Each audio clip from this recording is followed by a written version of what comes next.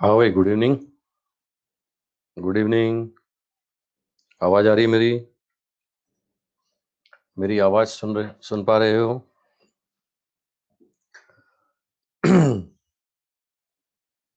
आज मैंने आपको देखा था। अच्छा, रोज देखता है तू मुझे, हैं? कहाँ देख लिया भाई? अच्छा, कितना एक्सटेंड करने का विचार है? तुम्हें पता ही नहीं लगेगा, मैं एक्सटेंड कर दूंगा। घबराओ मत। बता बता के थोड़ी करूंगा। कर दूंगा मैं एक्सटेंड। तुम्हें पता भी नहीं चलेगा, तुम पढ़ते रहोगे। अच्छा, एक बच्चा मजे ले रहा है, बोले हैप्पी बर्थडे सर। धन्यवाद। हाँ, कल 2 घंटे की क्लास रखी है मैंने। कल 2 घंटे का रखा है। कल 2 से 4। 2 से 4। ठीक है। 2 से 4। 2 घंटे की क्लास रखी है। अच्छा, मेरे ख्याल से शायद वो बायो वाले सर भी रखना चाह रहे हैं। 1 घंटे की वो भी रखना चाह रहे हैं। उन्होंने भी कुछ बोला होगा। वो भी रखना चाह रहे हैं शायद। है ना? क्योंकि 25 तारीख तक मुझे ये हीट खत्म करना है। है ना? टाइम टेबल आ गया है मेरे पास। 25 तारीख या 26 तारीख, ज्यादा से ज्यादा 27 को तो वो सैटरडे आ जाएगा, एग्जाम से पहले वाला, उसको छुट्टी होती है। ठीक है, तो इसलिए मतलब मैंने कल रखी है क्लास। और तरीके से कराना है, तुम्हें पता है, घास वास काटते नहीं अपन। ठीक है। सुबह नहीं रख सकता, सुबह मेरी वहां होती है। उन लोगों की तो, ऑफलाइन वालों की छुट्टी नहीं चल रही। ऑफलाइन में होती है सब। तो कल 2 घंटे पढ़ेंगे। कल थर्मोडायनेमिक्स आज कोशिश करते हैं केटीजी खत्म हो जाए अपना। है ना? नहीं तो कल केटीजी खत्म करके थर्मोडायनेमिक्स स्टार्ट कर देंगे। कल केटीजी खत्म करके थर्मोडायनेमिक्स स्टार्ट कर देंगे। है ना? थर्मोडायनेमिक्स चलेगा 4 टर्म। 4 lecture thermodynamics. उसके बाद में फिर हीट ट्रांसफर है। फिर उसके बाद हीट ट्रांसफर है, तो अगले शनिवार से पहले पहले अपने को सब खत्म करना है। अगले वीक में 6 क्लास। और कल इस हफ्ते में 9 क्लास। 9 में से 4 थर्मोडायनेमिक्स का, एक केटीजी का, 5 और 4 हीट ट्रांसफर। नहीं, अच्छा, आज का लेक्चर ही मिला लें तो 10 है। हाँ, आराम से हो जाएगा। अगले सैटरडे तक आराम से हो जाएगा। ठीक है, उसके बाद जो दे दिया जाएगा पढ़ा देंगे। अभी तक तो जहाँ का टाइम टेबल आया वो मैंने बता दिया तुम्हें। अभी हीट तक का है जो मैंने बता दिया आपको। आप कहाँ कहे थे? थर्सडे लास्ट है, आप एक्स्ट्रा क्लास लेंगे? बेटा, मैंने मंडे को छुट्टी ली ना तुम्हारी। मंडे को मैंने तुम्हें छुट्टी दी ना। मंडे को पढ़ने का समय दिया मैंने तुम्हें। मंडे को एक क्लास कम हुई तुम्हारी। तो उसका उपयोग तो करूंगा ना यार, थर्सडे को। ठीक है। हाथ साफ ज्यादा नहीं कर रहे आप? मैं खूब करा रहा हूँ यार हाथ साफ, ऐसे मत कर यार। चलो और कराऊंगा, घबराओ मत। और कराऊंगा। बोले 1.25 के बदले 2 घंटे। ऐसे ही होता है यार, अब तुम पढ़ने बैठोगे तो तुम्हें पता ही नहीं लगेगा 2 घंटे कब खत्म होंगे। तुम तो एक्सटेंड भी करवा लोगे मुझसे, मुझे पता है। है? बच्चों को अनाउंस हो गया? नहीं, मैंने बोल दिया 2 से 4। 3:30 करना है। तो हाँ, 4:15 से बच्चों को इतना क्या?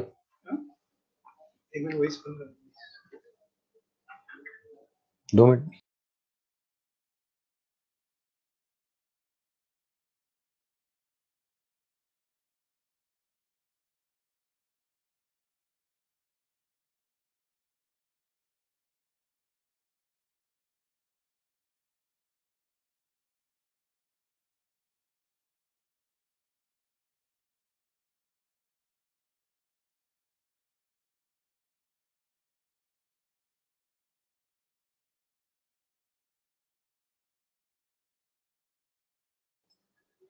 हाँ भाई, वो टाइम टेबल वाले आए थे, मैं बता दूं। 2 से 4 मेरी है। फिर 4:15 से 5:15 वो सर की है। 4:15 से 5:15 सर की है। ठीक है। चलो आ जाओ, आ जाओ। अब शुरू करते हैं पढ़ना। तो भाई, केटीजी में अपन गैस के लॉ पढ़ रहे थे कल। केटीजी में गैस के लॉ मैं तो बता रहा था, तो Boyle's law, Charles law, Gay-Lussac law, ये लॉ मैंने आपको बता दिए थे। बॉयल्स लॉ बता दिया था, चार्ल्स लॉ बता दिया था, गेलुसेक लॉ बता दिया था। ठीक है, अब बात करें आगे तो आता है नेक्स्ट। अच्छा, एवोगेड्रो लॉ भी बता दिया था। 4 लॉ बता दिए थे। Boyle's law, Charles law, Gay-Lussac law, Avogadro law, 4 law बता दिए थे। एक बार फटाफट से रिवाइज करो। टेम्परेचर कांस्टेंट तो पीवी का product constant, Boyle's law. Pressure constant तो V is proportional to T, Charles law. Volume constant, quantity constant तो P is proportional to T, Gay-Lussac law. Pressure भी कांस्टेंट, वॉल्यूम भी constant, quantity भी constant, तो number of molecule दुनिया में सारी gases के सेम, एवोगैड्रो लॉ। ठीक है, ये 4 लॉ अपन ने पढ़ लिए थे साहब। ठीक है, अब आता है साहब next Dalton partial pressure mixture law. 5वां law Dalton partial pressure mixture law. अब ये पार्शियल प्रेशर मिक्सचर लॉ क्या है? ये साहब गैसेस मिक्सचर की बात करता है। ये बोलता है कि एक बर्तन में अलग अलग जगह से गैस उठा के लाए और अपन ने भर दी, है ना। अब उनको जो करना था उन्होंने कर लिया, थर्मल इक्विलिब्रियम आ गया, है ना भाई। शुरू शुरू में अलग अलग कंडीशन से लाओगे तो मिलकर के हीट एक्सचेंज करेंगी ना गैसेस। जो करना था उन्होंने कर लिया, हीट एक्सचेंज कर लिया, थर्मल इक्विलिब्रियम आ गया। अब काम की बात सुनना, अगर सारी गैसेस के लिए थर्मल इक्विलिब्रियम आ गया है ना, तो जो फाइनल प्रेशर होता है वो उन सारी गैसेस के प्रेशर के स्केलर एडिशन के बराबर होता है। मतलब एक बर्तन में तुमने बहुत सारी गैसें भरी, मान लिया 25-30 गैसें भर दी, तो नेट प्रेशर क्या होगा? उन 25 गैसेस के प्रेशर के स्केलर एडिशन के बराबर होगा, P1 plus P2 plus P3 up to Pn। लेकिन ये लॉ कब लगेगा? बर्तन एक ही हो और थर्मल इक्विलिब्रियम आ चुका हो। अगर थर्मल इक्विलिब्रियम नहीं आया ना, तो कभी भी डाल्टन लॉ अप्लाई मत करना। फिर अप्लाई करते हैं लॉ ऑफ मिक्सचर। छठा लॉ वही पढ़ाऊंगा, 6th लॉ वही पढ़ाऊंगा, law of mixture. Dalton law कब अप्लाई होगा? जब बर्तन सेम हो और साथ में थर्मल इक्विलिब्रियम आ चुका हो। ठीक है, तो हम क्या बोलते हैं साहब, ये नेट प्रेशर बराबर P1 plus P2 plus P3 up to Pn, है ना। अब इसमें अब गैस इक्वेशन पे आ जाओ साहब। गैस इक्वेशन पे आ जाओ तो तुम्हें पता है साहब, मैं क्या बोलूंगा, ये P1 बराबर बोलूंगा mu R T upon volume, पहले वाले भाई, एक ही बर्तन है सबका वॉल्यूम सेम होगा ना, एक ही बर्तन है सबका वॉल्यूम सेम होगा, ऐसा बोलूंगा ना। P2 बराबर क्या बोलूंगा, ये बोलूंगा mu R T upon we.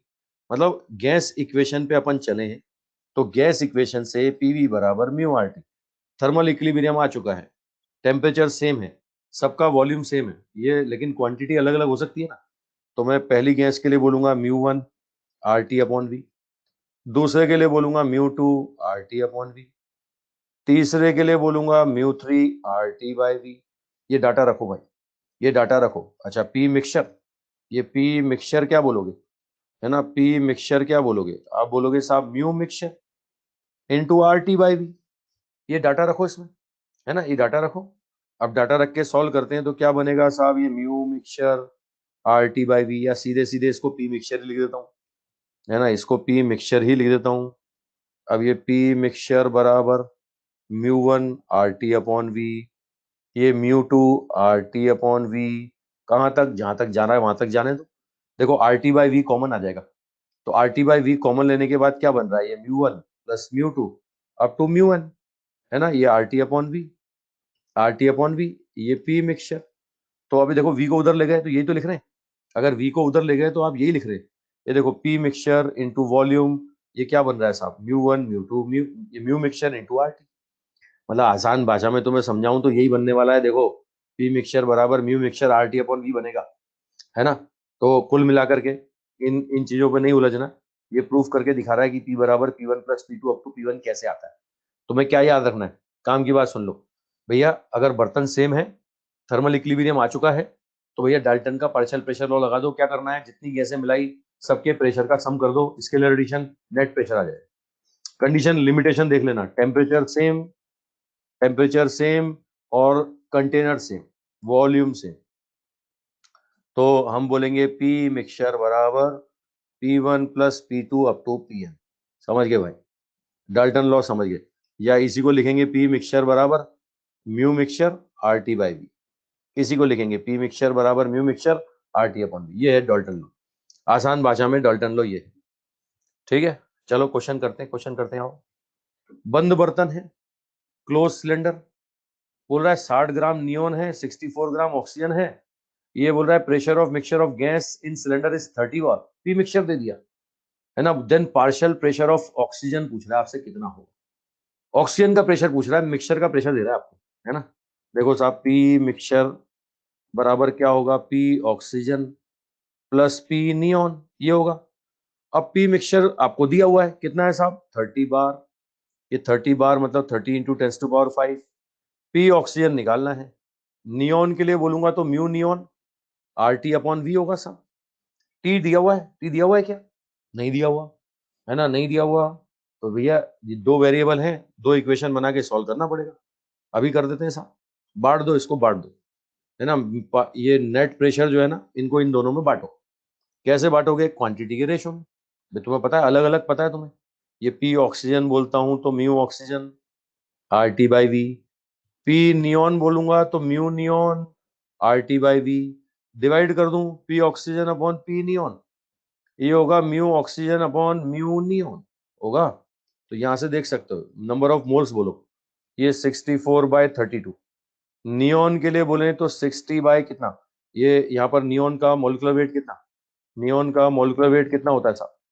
अभी नियॉन का मोलिकुलर वेट बोलो, नियॉन का मोलिकुलर वेट बोले तो 20 ये लो 20। अब ये रेशो आ रहा है आपके पास, वो टोटल को इस रेशो में बांट दो, ये टोटल को इस रेशो में बांट दो। या तो आप ये दो इक्वेशन बना के सॉल्व कर लो, एक इक्वेशन ये बन रहा है और एक इक्वेशन ये बन रहा है, ये दो इक्वेशन को सॉल्व कर लो। या तो ऐसा कर लो, या तो ऐसा कर लो, या फिर सीधे सीधे देखो, ये इन दोनों का सम टोटल के बराबर है, तो टोटल को इन दोनों में बांटना है, और बांटने के लिए क्या आ गया, ये इस रेशो में बांट दो। ये क्या आता है? रेशो आता है साहब ये 2, ये 3, 2:3 में बांटो। बोलो ऑक्सीजन को कितना मिलेगा?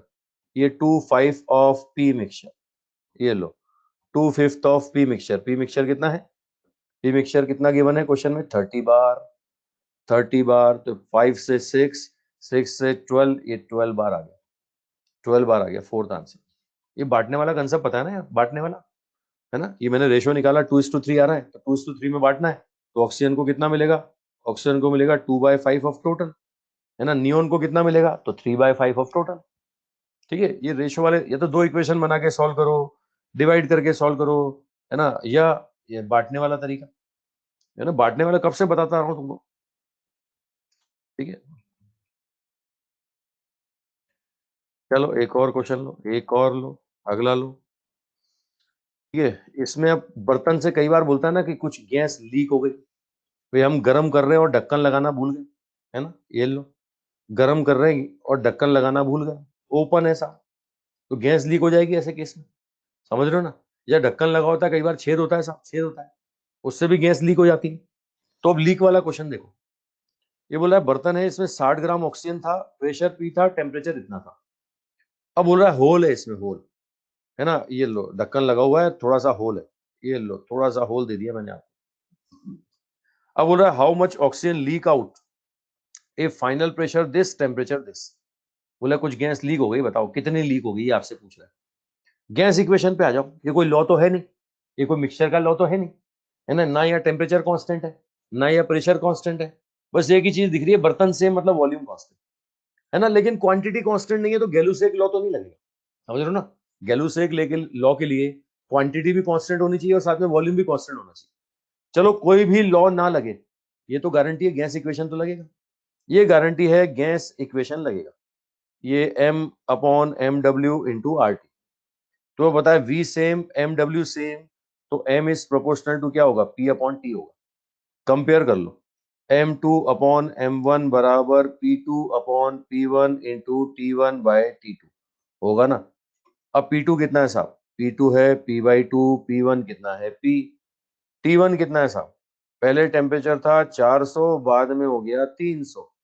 अब हम सॉल्व करें तो m2 बराबर कितना आ जाएगा? ये 2/3 आ जाएगा साहब, ये 2/3 ऑफ m1 आ जाएगा, है ना। m1 कितना दिया है? m1 दिया है 60 ग्राम, ये 60 ग्राम तो कितना आ जाएगा? 3 से 2 40 ग्राम आ गया। अच्छा रुको रुको, जल्दबाजी नहीं, जल्दबाजी नहीं, बच्चे आंसर देते हैं 40 ग्राम, ये 40 ग्राम तो रुको, 40 ग्राम तो फाइनल अमाउंट है, इतना बचा है, इतना बचा। ये बोल रहा है कितना लीक हो गया, ठीक है, ये बोल रहा है साहब कितना लीक हो गया, ये लीक अमाउंट पूछ रहा है साहब, ये लीक अमाउंट पूछ रहा है, तो हम क्या बोलेंगे? m1 माइनस m1 था 60, m2 है 40, तो भैया 20 ग्राम लीक हो गया, 20 ग्राम, ये है आंसर। बच्चे क्या खुशी खुशी में खुदकुशी कर लेते हैं, जल्दी जल्दी में, बोले मेरा आया था, है ना, गलती से आ जाए एग्जाम में बैठ करके तो फिर तो सारी दुनिया एक तरफ, अपना आंसर एक तरफ। ठीक है, मैं दोबारा बता देता हूँ, कंसेप्ट सुनना। मैंने यहाँ पर गैलूसेक का लॉ नहीं लगाया, क्यों नहीं लगाया? गैलूसेक के लिए क्वांटिटी कांस्टेंट, वॉल्यूम कांस्टेंट। अब तुम्हें पता है कि कुछ गैस लीक हो रही है, तो क्वांटिटी कांस्टेंट तो है नहीं, लेकिन बर्तन तो वही का वही है ना, और बर्तन वो है तो वॉल्यूम क्या रहेगा? सेम रहेगा। अब गैस इक्वेशन लगाया अपन, भाई कोई लॉ नहीं लगता तो कोई दिक्कत नहीं है, पीवीटी में एक ही रिलेशन है, गैस इक्वेशन लगाओ, तो गैस वही है, M W constant, volume constant, तो आपको साफ साफ दिख रहा है ये m is proportional to p upon t। मैंने कंपेयर करके निकाला कि भैया पहले अगर 60 ग्राम था ना तो अब 40 ग्राम बचा है, 40 ग्राम बचा है मतलब 20 ग्राम क्या हो गया, लीक हो गया। ये लीक अमाउंट पूछ रहा है। आई थिंक बात पकड़ में आ गई ना। तो ऐसा नहीं कि हमेशा हमेशा तुम्हें लॉ लगते हुए ही दिखे, है ना भाई। नियम कायदे कानून जो तुमने लॉ बनाया ना, उन लॉ के परे भी दुनिया है ना। तो इसमें कोई मिक्सचर का लॉ नहीं है, इसमें कोई गैलूसेक लॉ नहीं है, कोई बॉयल्स लॉ नहीं है, कोई चार्ल्स लॉ नहीं है, कोई डाल्टन पार्शियल प्रेशर मिक्सचर नहीं है, एवोगैड्रो नहीं है। लेकिन एक चीज तो है, गैस इक्वेशन। आइडियल गैस है तो गैस इक्वेशन तो चलेगा ही चलेगा, है ना। गैस इक्वेशन तो चलेगा ही चलेगा। चलो एक और देता हूँ, एक और देता हूँ, एक और करो। 60 ग्राम ऑक्सीजन है, प्रेशर पी है, टेम्परेचर इतना है। बोला एक्स ग्राम ऑक्सीजन लीक हो गया, है ना, एक्स ग्राम ऑक्सीजन लीक हो गया। तो अब कितना बचेगा? अच्छा, ये तो वो सॉल्यूशन बना रहा है।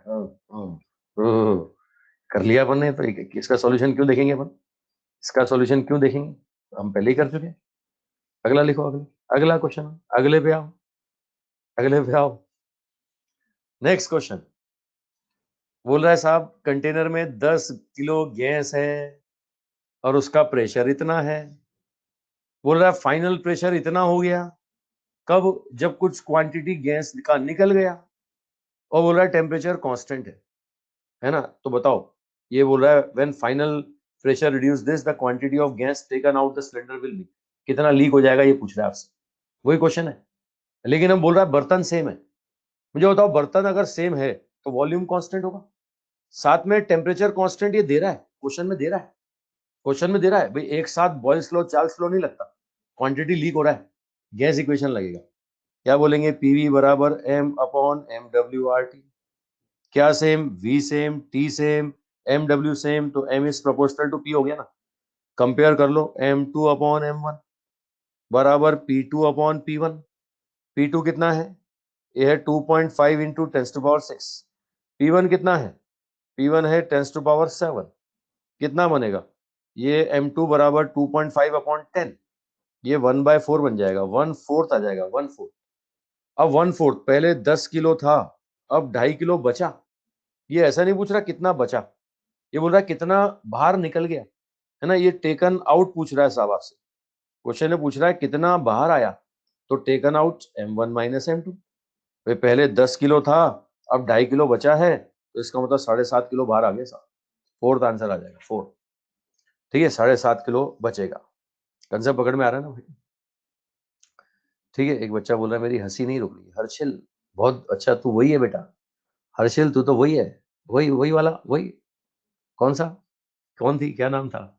क्या नाम बोला था तूने यार? हाँ, श्वेता वाला। वो देखो बच्चे टाइप करने वाले, सर श्वेता वाला, मतलब ये वो सोशल नेटवर्किंग वाला है।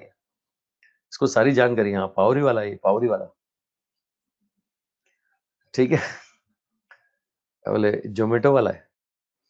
वॉल्यूम कांस्टेंट तो हम क्लोज कंटेनर में मानते हैं नहीं बेटा। देखो सुनो सुनो सुनो, ध्यान से सुनो। अगर बर्तन वही का वही है तो उस हमें उस बर्तन के अंदर ही तो निकालना है ना, पूरी दुनिया में थोड़ी निकालना है। हमें क्वांटिटी यही तो बताना है कि उस बर्तन से कितना लीक हुआ। हमें यही तो बताना है कि उस बर्तन से कितना क्वांटिटी लीक हुआ। जब बर्तन सेम है तो वॉल्यूम सेम मानोगे ना। ऐसा नहीं कि क्लोज कंटेनर है तभी वॉल्यूम सेम है। तुम्हें उस बर्तन के अंदर कितना गैस लीक हुआ ये बताना है, इसका मतलब वॉल्यूम सेम मानोगे, वॉल्यूम सेम। और टेम्परेचर सेम उसने दे दिया। आई थिंक बात पकड़ में आ गई होगी सब। वॉल्यूम सेम क्यों लिया, समझ गए ना सब? अच्छा एक और बताऊं, एक प्रॉपर्टी और बताऊं। कई बार ओपन कंटेनर बोलते हैं अपने को, है ना। कई बार बोलते हैं साहब क्वेश्चन में ओपन कंटेनर। अगर ओपन कंटेनर बोलता है ना, और इस कंटेनर के अंदर क्वेश्चन पूछता है गैस कितनी लीक होगी, तो यहाँ प्रेशर भी कांस्टेंट होगा और वॉल्यूम भी क्या होगा? प्रेशर भी कांस्टेंट और वॉल्यूम भी कांस्टेंट।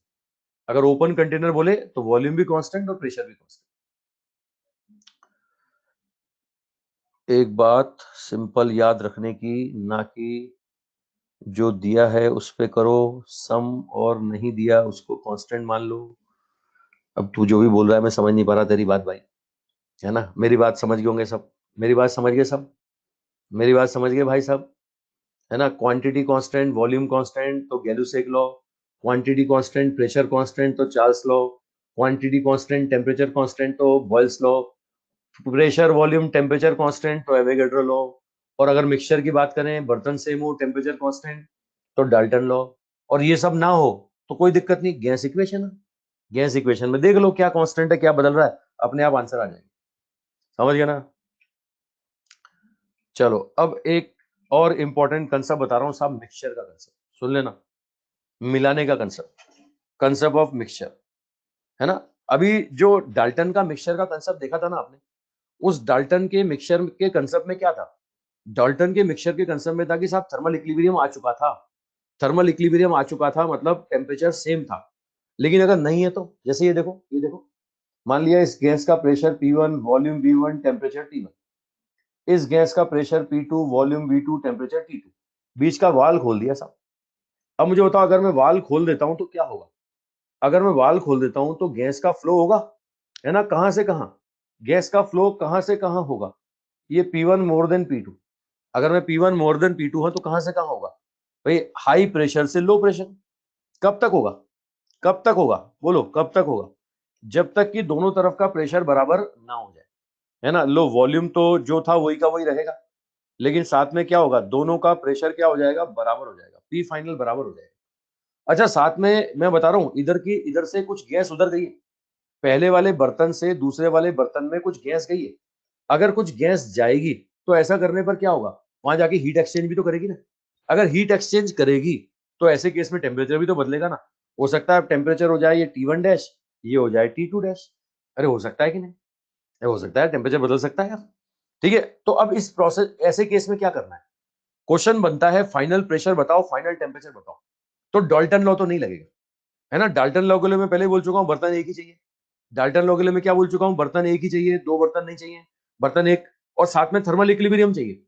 बताओ यहाँ तो बर्तन भी अलग अलग है और साथ में थर्मल इक्विलिब्रियम भी नहीं है, तो डाल्टन लॉ मत लगाना। क्या लगाएंगे?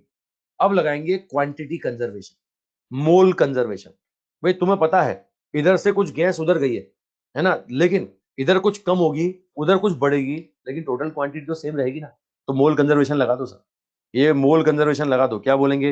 ये म्यू1 प्लस म्यू2 इनिशियल बराबर ये म्यू फाइनल, ये क्या होगा? Mu mixture. समझ रहे हो ना? अब ये मोल कंजर्वेशन लगाते हैं तो क्या बोलोगे? ये म्यू बराबर गैस इक्वेशन से बोलते हैं ना, म्यू बराबर पीवी अपॉन आरटी। ये बोलेंगे P1 V1 upon T1 plus P2 V2 upon T2 बराबर P mixture V mixture upon T mixture. अब ये बाद वाला जो केस है, इसको ऐसे भी लिख सकते हैं, P final V1 upon T1 dash plus P final V2 upon T2 dash. अरे समझ रहे हो ना भाई? क्वांटिटी कंजर्वेशन, क्वांटिटी कंजर्वेशन मैंने लगा दिया, ये क्वांटिटी कंजर्वेशन। अच्छा ये मिक्सचर का मॉलिक्यूलर वेट पूछे तो ये तो बोलने की जरूरत ही नहीं है, मिक्सचर का मॉलिक्यूलर वेट ये तो तुम ऐसे ही जानते हो, है ना? ये तो पहले भी कई जगह केमिस्ट्री में भी इस्तेमाल करते हो, ये बात तो तुम जानते हो। एमडब्ल्यू मिक्सचर, तो mass of mixture divide by moles of mixture, ये तो तुम्हें पहले ही पता है। काम की बात पे आओ, काम की बात पे आओ। अगर मैं आपसे बोलूं कि साहब, मैं आपसे बोलूं, अच्छा एक बच्चा बोल रहा है मोल कांस्टेंट कैसे रहे, मुझे बताओ गैस लीक हुई क्या? ठीक है सिमरन बेटा मुझे बताओ, सिमरन मुझे बताओ क्या गैस लीक हुई क्या? सिमरन बेटा मुझे बताओ गैस लीक हुई क्या? ठीक है, मैं जिससे पूछ रहा हूँ, हाँ गैस लीक नहीं हुई, नहीं हुई इसलिए क्वांटिटी कंजर्व रही। गैस लीक नहीं हुई इसलिए क्वांटिटी कंजर्व रही। और हम फिजिक्स पढ़ रहे हैं, कोई केमिकल रिएक्शन तो होगी नहीं, तुम्हें पता है। इधर की गैस उधर जाएगी तो कोई केमिकल रिएक्शन तो करेगा नहीं, इसलिए हम क्या रहेंगे? क्वांटिटी कांस्टेंट रहेगी। ठीक है, अब अलग अलग सिचुएशन देखो, अलग अलग सिचुएशन देखो। मैं बोलता हूँ कि साहब ये दोनों बर्तन जो है ना, ये दोनों बर्तन में जो गैस भरी थी उनका टेम्परेचर बराबर था, T1 बराबर T2 था। सुनना साहब, दोनों बर्तन में गैस का टेम्परेचर बराबर था। मुझे बताओ अगर बराबर था तो इधर से उधर जाके कोई हीट एक्सचेंज करेगा नहीं? पहले बर्तन से दूसरे बर्तन में गैस जाएगा, अगर टेम्परेचर बराबर है तो कोई हीट एक्सचेंज करेगा क्या? नहीं करेगा। तो भैया फाइनल टेम्परेचर क्या आएगा? फाइनल टेम्परेचर इनिशियल के बराबर ही आएगा, फाइनल टेम्परेचर इनिशियल के बराबर ही आएगा। यानी T1 डैश T2 डैश को भी मैं क्या बोलूंगा? टी बोलूंगा। T1 डैश T2 डैश को भी मैं टी बोलूंगा। अब आओ साहब गैस इक्वेशन पे आओ, क्या बोलेंगे? P1 V1 अपॉन टी, ये बोलेंगे P2 V2 अपॉन टी, ये बोलेंगे P final V1 upon T plus P final V2 upon T. देखो T से T कैंसिल हो गया, P फाइनल का आंसर आता है P1 V1 plus P2 V2 divided by V1 plus V2 आता है साहब। ये देखने में ऐसा लग रहा है बॉयल्स लॉ, देखने में ऐसा लग रहा है, देखो बॉयल्स लॉ, पहले पीवी का प्रोडक्ट P1 V2, बाद में पीवी का product P final V1 plus V2, दिख रहा है ना बॉयल्स लॉ? अरे बॉयल्स लॉ लग रहा है भाई, है ना? टेम्परेचर कांस्टेंट, तो पीवी का प्रोडक्ट क्या हो रहा है? कांस्टेंट हो रहा है। ठीक है चलो एक और प्रॉपर्टी बताऊं, एक और केस, अगर मैं बोलता हूं कि नहीं इनका टेम्परेचर बराबर नहीं था, इनका टेम्परेचर बराबर नहीं था, अब बराबर नहीं था तो हीट एक्सचेंज करेंगे, लेकिन मैं बोल रहा हूं कि दोनों का वॉल्यूम बराबर था, दोनों बर्तन का वॉल्यूम बराबर था, है ना, दोनों बर्तन का वॉल्यूम बराबर था। अब अगर मैं रखता हूं तो मैं क्या लिखूंगा, मैं लिखूंगा साहब P1V अपॉन T1, ये लिखूंगा P2V अपॉन T2, ये बोलूंगा P final V upon T1 dash, ये होगा P final V upon T2 dash. देखो V कैंसिल हो गया, कंडीशन बनेगा P1 upon T1 plus P2 upon T2 बराबर बनेगा P final upon T1 dash plus P final upon T2 dash. ये मोल conservation से कंडीशन बना रहा हूं मैं, ये याद नहीं करना है, अलग अलग सिचुएशन बता रहा हूं मैं, किस तरह के केस मिल जाते हैं, है ना। अब ये जो भी टेम्परेचर होगा वो पूछेगा आपसे, मतलब क्वेश्चन ऐसे ही बनते हैं, फाइनल प्रेशर फाइनल टेम्परेचर आपसे पूछते हैं। रुको, मैं बोल रहा हूँ कि दोनों गैस का टेम्परेचर बराबर था, है ना, बराबर था तो बाद में भी बराबर आएगा, हीट एक्सचेंज नहीं होगी। मैं बोल रहा हूँ वॉल्यूम भी बराबर था, मैं बोल रहा हूँ वॉल्यूम भी बराबर था, है ना। बच्चे इसको देख करके भावुक हो जाते हैं कि बोले थर्मल इक्विलिब्रियम, वॉल्यूम सेम, बोले बॉयल्स लॉ, है ना। लगाओ लगाओ लगाओ, रखो फॉर्मूले पे, ये ऊपर वाले फॉर्मूले में वॉल्यूम सेम था तो आंसर आया था। अब मैं बोल रहा हूँ टेम्परेचर भी सेम है, रख दो, टेम्परेचर भी सेम है, ये रखो। अब अगर मैं सॉल्व करता हूँ ये P फाइनल अपॉन T, ये P फाइनल अपॉन T, तो देखो P फाइनल कितना आ रहा है, ये P1 plus P2/2, P average आ रहा है। क्या ये बॉयल्स लॉ है क्या, क्या ये डाल्टन लॉ है क्या, क्या ये डाल्टन लॉ है क्या, क्या ये डाल्टन लॉ है क्या, नहीं है, बिल्कुल नहीं है। मैं बार बार तुम्हें बोल रहा हूँ डाल्टन लॉ के लिए बर्तन एक होना चाहिए, डाल्टन लॉ के लिए एक ही बर्तन होना चाहिए, अलग अलग बर्तन में कोई डाल्टन लॉ लगता है क्या। मैंने तुम्हें पहले ही बोला डाल्टन लॉ होता है P1 प्लस P2, उसके लिए बर्तन सेम होना चाहिए, अलग अलग बर्तन में थर्मल इक्विलिब्रियम देख करके डाल्टन लॉ मत लगा देना, ठीक है। चलो अब मैं इसमें एक और केस देता हूँ साहब, इसमें केस सेकंड देता हूँ। अब मैं बर्तन सेम करता हूँ, ये एक बर्तन ये दूसरा बर्तन यहां से उठाओ और एक ही बर्तन में भर दो गैस को, है ना। ये P1 V1 T1, मैं बोलता हूँ साहब P2 V2 T2, अब ये आएगा साहब P final V final T final, है ना। ये दोनों ये पहला गैस ये दूसरा गैस उठाओ और मिक्स कर दो, ये मिक्सचर दे दिया मैंने आपको। मिक्सचर क्या है, क्वांटिटी कंजर्वेशन। क्या बोलोगे, μ1 प्लस μ2 बराबर म्यू मिक्सचर, ऐसे ही बोलोगे ना। μ1 क्या बोलोगे, P1 V1 अपॉन T1, ये क्या बोलोगे P2 V2 अपॉन T2, ये क्या बोलेंगे साहब, ये म्यू मिक्सचर क्या बोलोगे P final V final upon T final. आ रहा है साहब, इसमें कंडीशन अप्लाई करता हूं कि दोनों का टेम्परेचर बराबर था, तो फाइनल टेम्परेचर भी बराबर ही आएगा। भाई दोनों गैस का टेम्परेचर बराबर है, एक बर्तन में भर दोगे तो हीट एक्सचेंज करेंगी ही नहीं, और जब हीट एक्सचेंज नहीं करेंगी तो फाइनल क्या होगा, दोनों के बराबर आएगा। देखो P फाइनल फिर से क्या मिल रहा है, वही मिल रहा है Boyle's law, P1 V1 P2 V2 upon V final. आ रहा है ना, पहले केस में V final V1 plus V2 था, अब क्या आ रहा है, जो बर्तन का वॉल्यूम होगा वो आ जाएगा सर। अच्छा मैं बोलता हूँ साहब टेम्परेचर तो बराबर था ही सही, साथ में दोनों बर्तन का वॉल्यूम भी बराबर है ना, V1 बराबर V2 बराबर V फाइनल, है ना। अब रखो अब रखो, अब अगर रखता हूं तो P फाइनल कितना आ रहा है, ये देखो P1V, ये P2V और V फाइनल भी V। अब देख सकते हो, अब डाल्टन लॉ आ रहा है, अब आ रहा है डाल्टन लॉ, अबे आ रहा है भाई, डाल्टन लॉ आ रहा है। मैं तुम्हारे सामने दोबारा प्रूफ करके दिखाया कि डाल्टन लॉ के लिए क्या चाहिए, एक ही बर्तन चाहिए। डाल्टन लॉ के लिए एक ही बर्तन चाहिए, अलग अलग बर्तन में डाल्टन लॉ मत लगा देना। बच्चे बच्चे डाल्टन लॉ को कैसे याद करते हैं पता है, कि टेम्परेचर कांस्टेंट हो वॉल्यूम कांस्टेंट हो तो बोलिए डाल्टन लॉ, नहीं। मैं बोल रहा हूँ टेम्परेचर कांस्टेंट हो लेकिन बर्तन सेम हो, वॉल्यूम सेम नहीं, मैं बोल रहा हूँ बर्तन सेम। डाल्टन लॉ मिक्सचर के लिए लगाओगे एक ही बर्तन में थर्मल इक्विलिब्रियम आने के बाद, है ना, जबकि लॉ ऑफ मिक्सचर तो कभी भी लगाओ, ये लॉ ऑफ मिक्सचर कभी भी लगाओ, ठीक है। अच्छा लॉ ऑफ मिक्सचर में ये मैंने क्वांटिटी कंजर्वेशन बोला था, ये मैंने बोला साहब क्वांटिटी कंजर्वेशन, मोल कंजर्वेशन, एनर्जी कंजर्वेशन भी चलेगा, आइडियल कंटेनर लो, एनर्जी कंजर्वेशन भी चलेगा। और तुम एनर्जी कंजर्वेशन चलाओगे ना तो उससे फाइनल टेम्परेचर का आंसर वही आएगा जो मैंने प्रिंसिपल ऑफ कैलोरीमेट्री में बताया था, याद करो, प्रिंसिपल ऑफ कैलोरीमेट्री, गैस में गैस मिलाएं तो फाइनल टेम्परेचर का फॉर्मूला बनाया था ना मैंने, μ1 F1 T1 plus μ2 F2 T2 divided by μ1 F1 plus μ2 F2, मैंने बताया था ना, ठीक है। वो क्या एनर्जी कंजर्वेशन लगाते हैं तो आता है। अभी पहले अपन एनर्जी का फॉर्मूला पढ़ लें, है ना, गैसेस की एनर्जी का फॉर्मूला पढ़ लें, फिर एनर्जी कंजर्वेशन लगाऊंगा, फिर एनर्जी कंजर्वेशन लॉ भी बताऊंगा, ठीक है। चलो ये इस लॉ पर भी एक दो क्वेश्चन कर, इस लॉ पर भी क्वेश्चन कर लें। आओ साहब आओ, स्क्रीन पर एक क्वेश्चन आ चुका है आपके, करो हाथ साफ करो, हाइड्रोजन दिया, हीलियम दिया, है ना, दोनों का वॉल्यूम V है और टेम्परेचर भी T है, अच्छा प्रेशर भी P है, दोनों को मिक्स किया आपने सेम वॉल्यूम V। हाँ, ये लो साहब, ये दोनों को उठा करके एक ही बर्तन में, डाल्टन लॉ की संभावना लग रही है मुझे। ये भी V था, ये भी V था, ये भी V है, ये P था, ये T था, ये P था, ये T था, ये बोल रहा है P फाइनल T फाइनल बताइए। मुझे बताओ, दोनों का अगर टेम्परेचर सेम था तो हीट एक्सचेंज तो करेंगे नहीं, और हीट एक्सचेंज नहीं करेंगे तो T फाइनल तो T के बराबर आएगा, और P फाइनल तुम्हें पता है थर्मल इक्विलिब्रियम आ चुकी है, तो डाल्टन लॉ लगाऊंगा P1 + P2। क्या बोलूंगा? आंसर बोलूंगा 2P, आंसर बोलूंगा 2P, डाल्टन लॉ, सीधे लगा दिया मैंने डाल्टन लॉ, आंसर 2P। समझ पा रहे हो साहब? अरे समझ रहे हो ना यार, बर्तन एक, थर्मल इक्विलिब्रियम, तो डाल्टन लॉ लगेगा। अच्छा चलो नहीं आता तो लॉ ऑफ मिक्सचर लगा दो।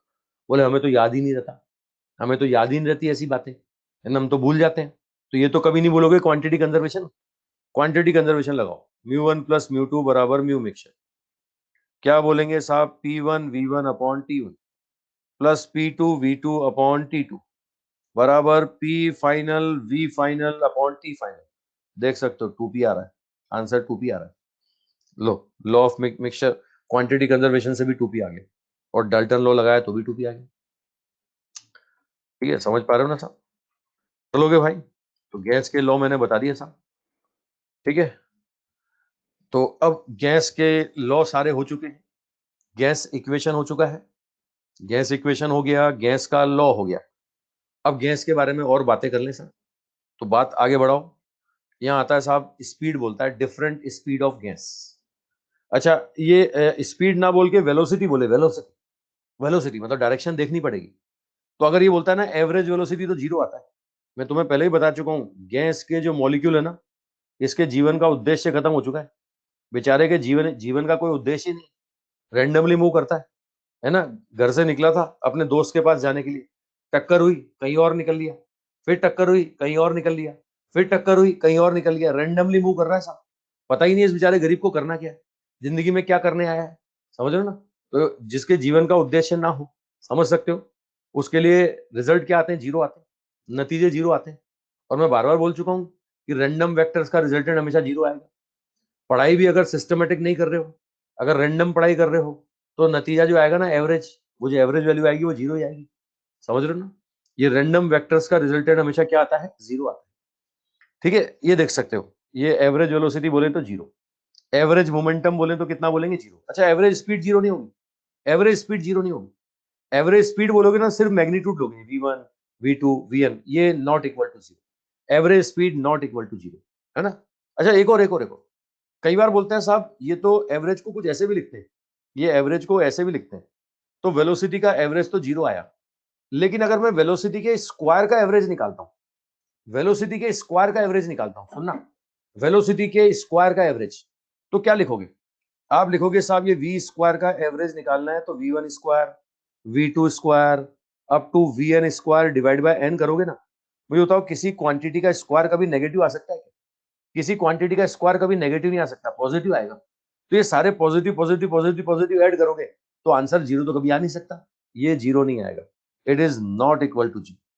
ठीक है, लेकिन अगर मैं V³ का एवरेज बोलूं, है ना, ऑड पावर का एवरेज बोलूं, ऑड पावर, ऑड पावर, तो भैया अगर नेगेटिव होगा ना तो नेगेटिव आएगा, और पॉजिटिव की पॉजिटिव होगा ना तो पॉजिटिव आएगा, तो इनका सम करेंगे ना, ये जीरो आ जाएगा, ये जीरो आ जाएगा, है ना। लेकिन अगर मैं पावर 4 बोलूं ना, तो फिर नॉट इक्वल टू जीरो। मैं पावर 5 बोलूं ना, तो क्या बोलेंगे? जीरो। अगर मैं पावर 6 बोलूं ना, तो नॉट इक्वल टू जीरो। मतलब सीधे सीधे सीधे, अगर मैं E1 पावर बोल रहा हूं, E1 पावर, तो E1 पावर का एवरेज जो आ रहा है ना, वो नॉट इक्वल टू जीरो आ रहा है। और अगर मैं ऑड पावर बोल रहा हूं, ऑड पावर, तो ऑड पावर वेलोसिटी का जो एवरेज आ रहा है वो कितना आ रहा है? जीरो आ रहा है। कंसेप्ट पकड़ में आ रहा है ना? ऑड पावर वेलोसिटी का एवरेज जीरो होगा, इवन पावर वेलोसिटी का average not equal to zero होगा। आई थिंक दिमाग में बैठ गई बात, ठीक है। चलो अब मैं कुछ और बातें बताऊं आपको, कुछ और नाम सुनने को मिलेंगे।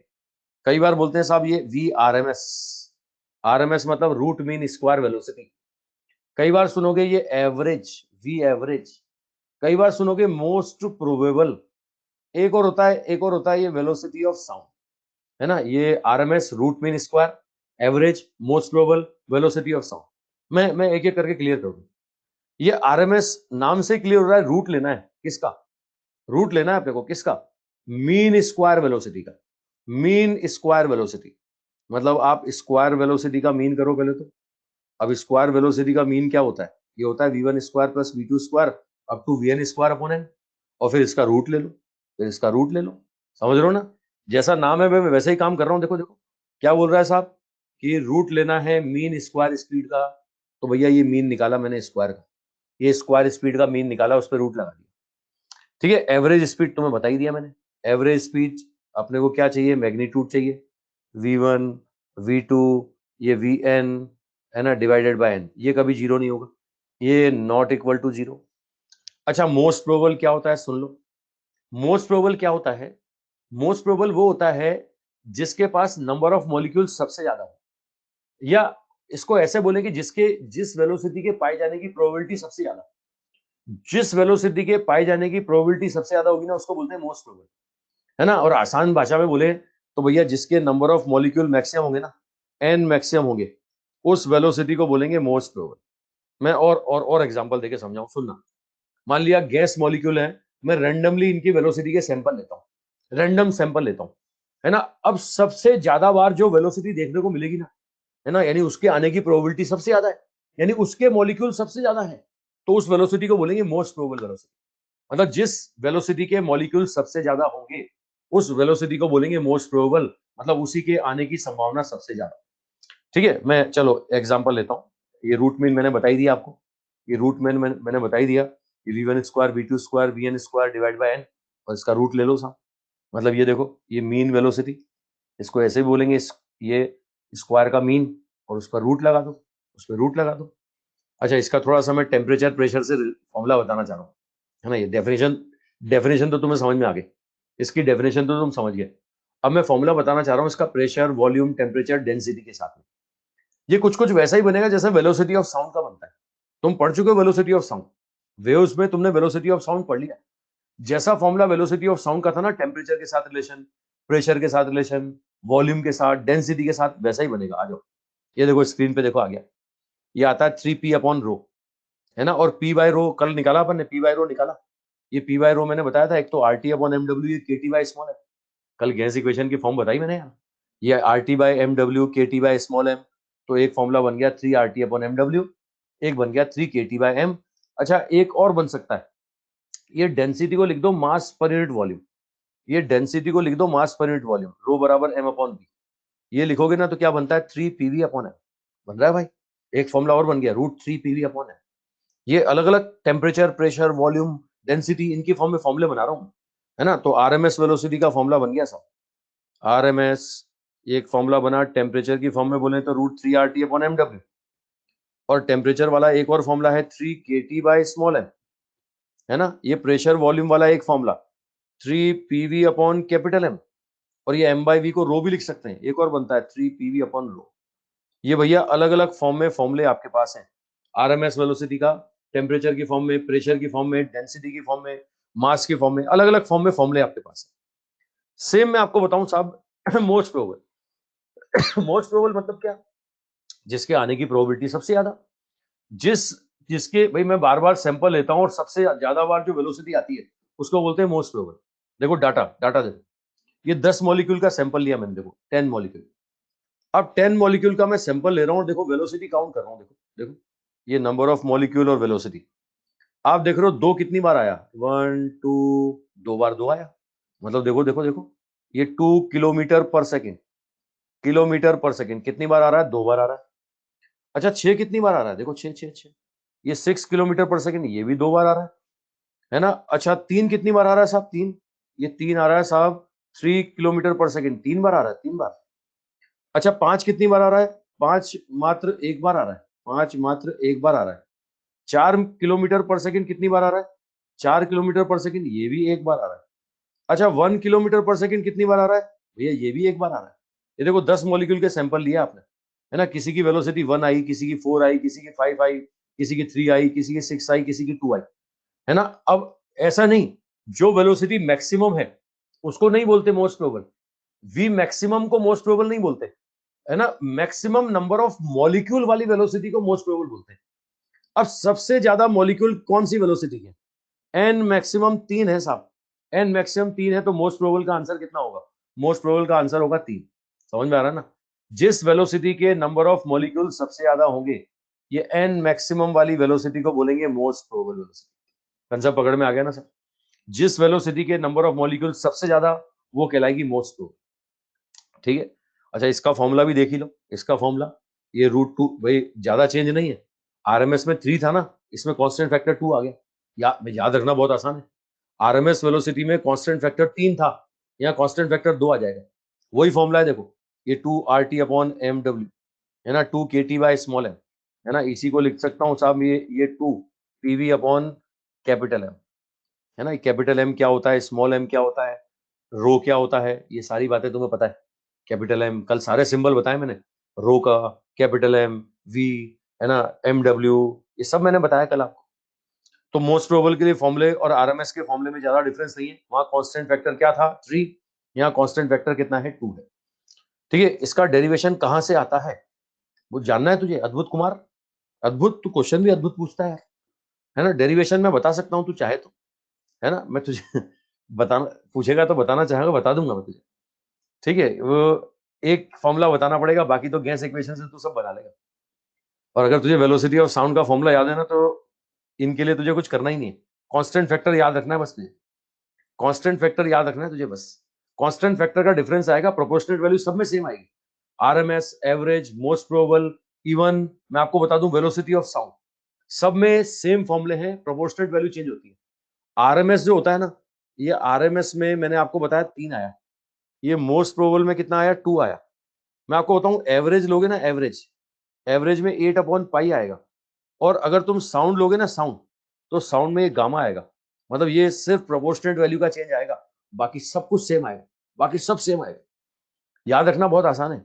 चलो, ये एवरेज स्पीड बताई दी मैंने, ये जीरो नहीं हो सकती, है ना। इसका फॉर्मूला बनता है 8/पाई। देखो कांस्टेंट फैक्टर बदला है सर, प्रोपोर्शनेट वैल्यू वही की वही है, कांस्टेंट फैक्टर बदला है, देखो वही। एक फॉर्मूला और लिख सकता हूं मैं, 8/पाई PV/m, PV/m। देखो सेम फॉर्मूले हैं, बिल्कुल सेम फॉर्मूले हैं, बस प्रोपोर्शनेट फैक्टर सेम आ रहा है, कांस्टेंट फैक्टर बदल रहा है। अच्छा, एक साउंड, ये तुम पहले ही पढ़ चुके हो, साउंड का फॉर्मूला तुम पढ़ चुके हो, ये साउंड, ये वहां तुम पढ़ चुके हो यार, है ना। ये तो देखा हुआ लगना चाहिए तो तुम्हें, अब ये फॉर्मूला तो देखा हुआ लगना चाहिए, है ना। मैं चारों एक साथ लिख रहा हूँ, चारों एक साथ लिख रहा हूँ, देखो। आरएमएस के लिए मैं बोल रहा हूँ साहब, √3 PV/m, या फिर लिखते हैं 3P/रो, और P/रो का वैल्यू रखें तो ये RT/MW, या बोलते हैं 3 kT/m। देख रहे हो, प्रोपोर्शनेट फैक्टर 3 है। मैं बोलता हूँ साहब एवरेज, तो एवरेज में आता है साहब 8/पाई, एवरेज में 8/पाई PV/m, है ना। 8/पाई P/रो 8/पाई RT/MW, है ना। 8/पाई KT/m। देखो प्रोपोर्शनेट फैक्टर बिल्कुल सेम है, जो डिफरेंस आ रहा है ना, वो कांस्टेंट फैक्टर का आ रहा है ना। मोस्ट प्रोबेबल में आता है साहब ये 2, ये आता है 2 PV/m, ये आता है साहब 2P/रो, है ना। ये आएगा 2 RT/MW, ये आएगा साहब 2 KT/m, है ना। और वेलोसिटी ऑफ साउंड बोले तो, अगर तुम्हें वहां याद आता हो, तो वेलोसिटी ऑफ साउंड फॉर्मूला बोलते थे √E/d, इलास्टिसिटी कोएफिशिएंट। और यहाँ गैसेस के लिए बोलते थे K/d। न्यूटन ने बोला था साहब कि आइसोथर्मल प्रोसेस है, लाप्लास ने करेक्शन किया था और बोला था गामा पी। याद आ रहा है? मैं पुरानी बातें याद दिला रहा हूँ तुम्हें। वो लाप्लास ने करेक्शन करके बोला था ये isothermal elasticity coefficient gamma P होगा, है ना। ये P/d या P/रो आ गया साहब, ये P/रो याद है ना आपको? अबे पुरानी बात मैं याद दिला रहा हूँ यार तुम्हें, ये फॉर्मूला तो कोई ज्यादा डिफरेंस नहीं है। जैसा फॉर्मूला वेलोसिटी ऑफ साउंड का है ना, सेम फॉर्मूला है, बस प्रोपोर्शनेट वैल्यू सेम, डिफरेंस है कांस्टेंट फैक्टर का। ये डिफरेंस मिलेगा कांस्टेंट फैक्टर, गामा RT/MW, ये होगा गामा KT/m होगा भाई, देख सकते हो। चारों फॉर्मूले मैंने तुम्हारे सामने एक साथ लिख दिए, और याद भी हो गए होंगे तुम्हें। उम्मीद करूं याद हो गया, उम्मीद करूं फॉर्मूले याद हो गए। ये याद रखने मामले है ना। क्वेश्चन यहाँ भी बनता है, वहां साउंड में भी बनता था, यहाँ भी बनता है। देख रहे हो, आरएमएस में 3, उसमें 8, एवरेज में 8/पाई, इसमें 2 और इसमें गामा। अच्छा, गामा अभी पढ़ाया नहीं मैंने, लेकिन गामा के बारे में बता दूं मैं आपको। हाँ, अभी हाथ साफ कराऊंगा, पहले कुछ बातें और सुनो। ये गामा होता है स्पेसिफिक हीट रेशो। इसका वैल्यू हमेशा 1 से ज्यादा होता है, लेकिन 2 से कम होता है। इसका वैल्यू मोर देन 1 होता है। गामा CP/CV अभी बताऊंगा मैं, ये मोर देन 1 होता है ना। रेंज 1 से 2 के बीच में होगा सब। ठीक है, अब आ जाओ साहब, इनको कंपैरिजन कर लूं मैं। आरएमएस में क्या आ रहा है? आरएमएस में आ रहा है साहब √3, है ना। एवरेज में क्या आ रहा है? एवरेज में आ रहा है √8/पाई। अच्छा, पाई 3.14 तो 2 पॉइंट समथिंग आएगा, ये 2 पॉइंट समथिंग, है ना। अच्छा, मोस्ट प्रोबेबल में तो एग्जैक्टली √2 आ रहा है। और अगर मैं ये साउंड बोलता हूँ, साउंड, तो साउंड में तो गामा आ रहा है, और गामा लेस देन 2 है। अबे गामा लेस देन 2 है, तो अब मुझे बोलने की जरूरत नहीं है। मुझे बताओ सबसे ज्यादा कौन मिलेगा? सबसे ज्यादा कौन मिलेगा? सबसे ज्यादा आरएमएस मिलेगा, फिर एवरेज मिलेगा, फिर मोस्ट प्रोबेबल मिलेगा, और फिर वेलोसिटी ऑफ साउंड मिलेगा। मतलब मैं अगर ऑर्डर तुम्हें बताऊं, तो ऑर्डर क्या मिलने वाला, देखो। ये ऑर्डर मिलेगा आरएमएस सबसे ज्यादा। कब? कांस्टेंट टेम्परेचर पर। कांस्टेंट टेम्परेचर पर सबका टेम्परेचर सेम होना चाहिए, कंपैरिजन करने के लिए सेम कंडीशन, है ना भाई। एक ही कमरे में, एक ही बर्तन में, ऐसा नहीं कि एक एक मेरे घर पे, एक तुम्हारे घर पे, और तुम कंपैरिजन कर रहे हो। ये सेम टेम्परेचर पर कंपैरिजन कर रहे हैं अपन, सेम टेम्परेचर, है ना। अब याद रखने के लिए अलग अलग जुगाड़ बनाते हैं बच्चे।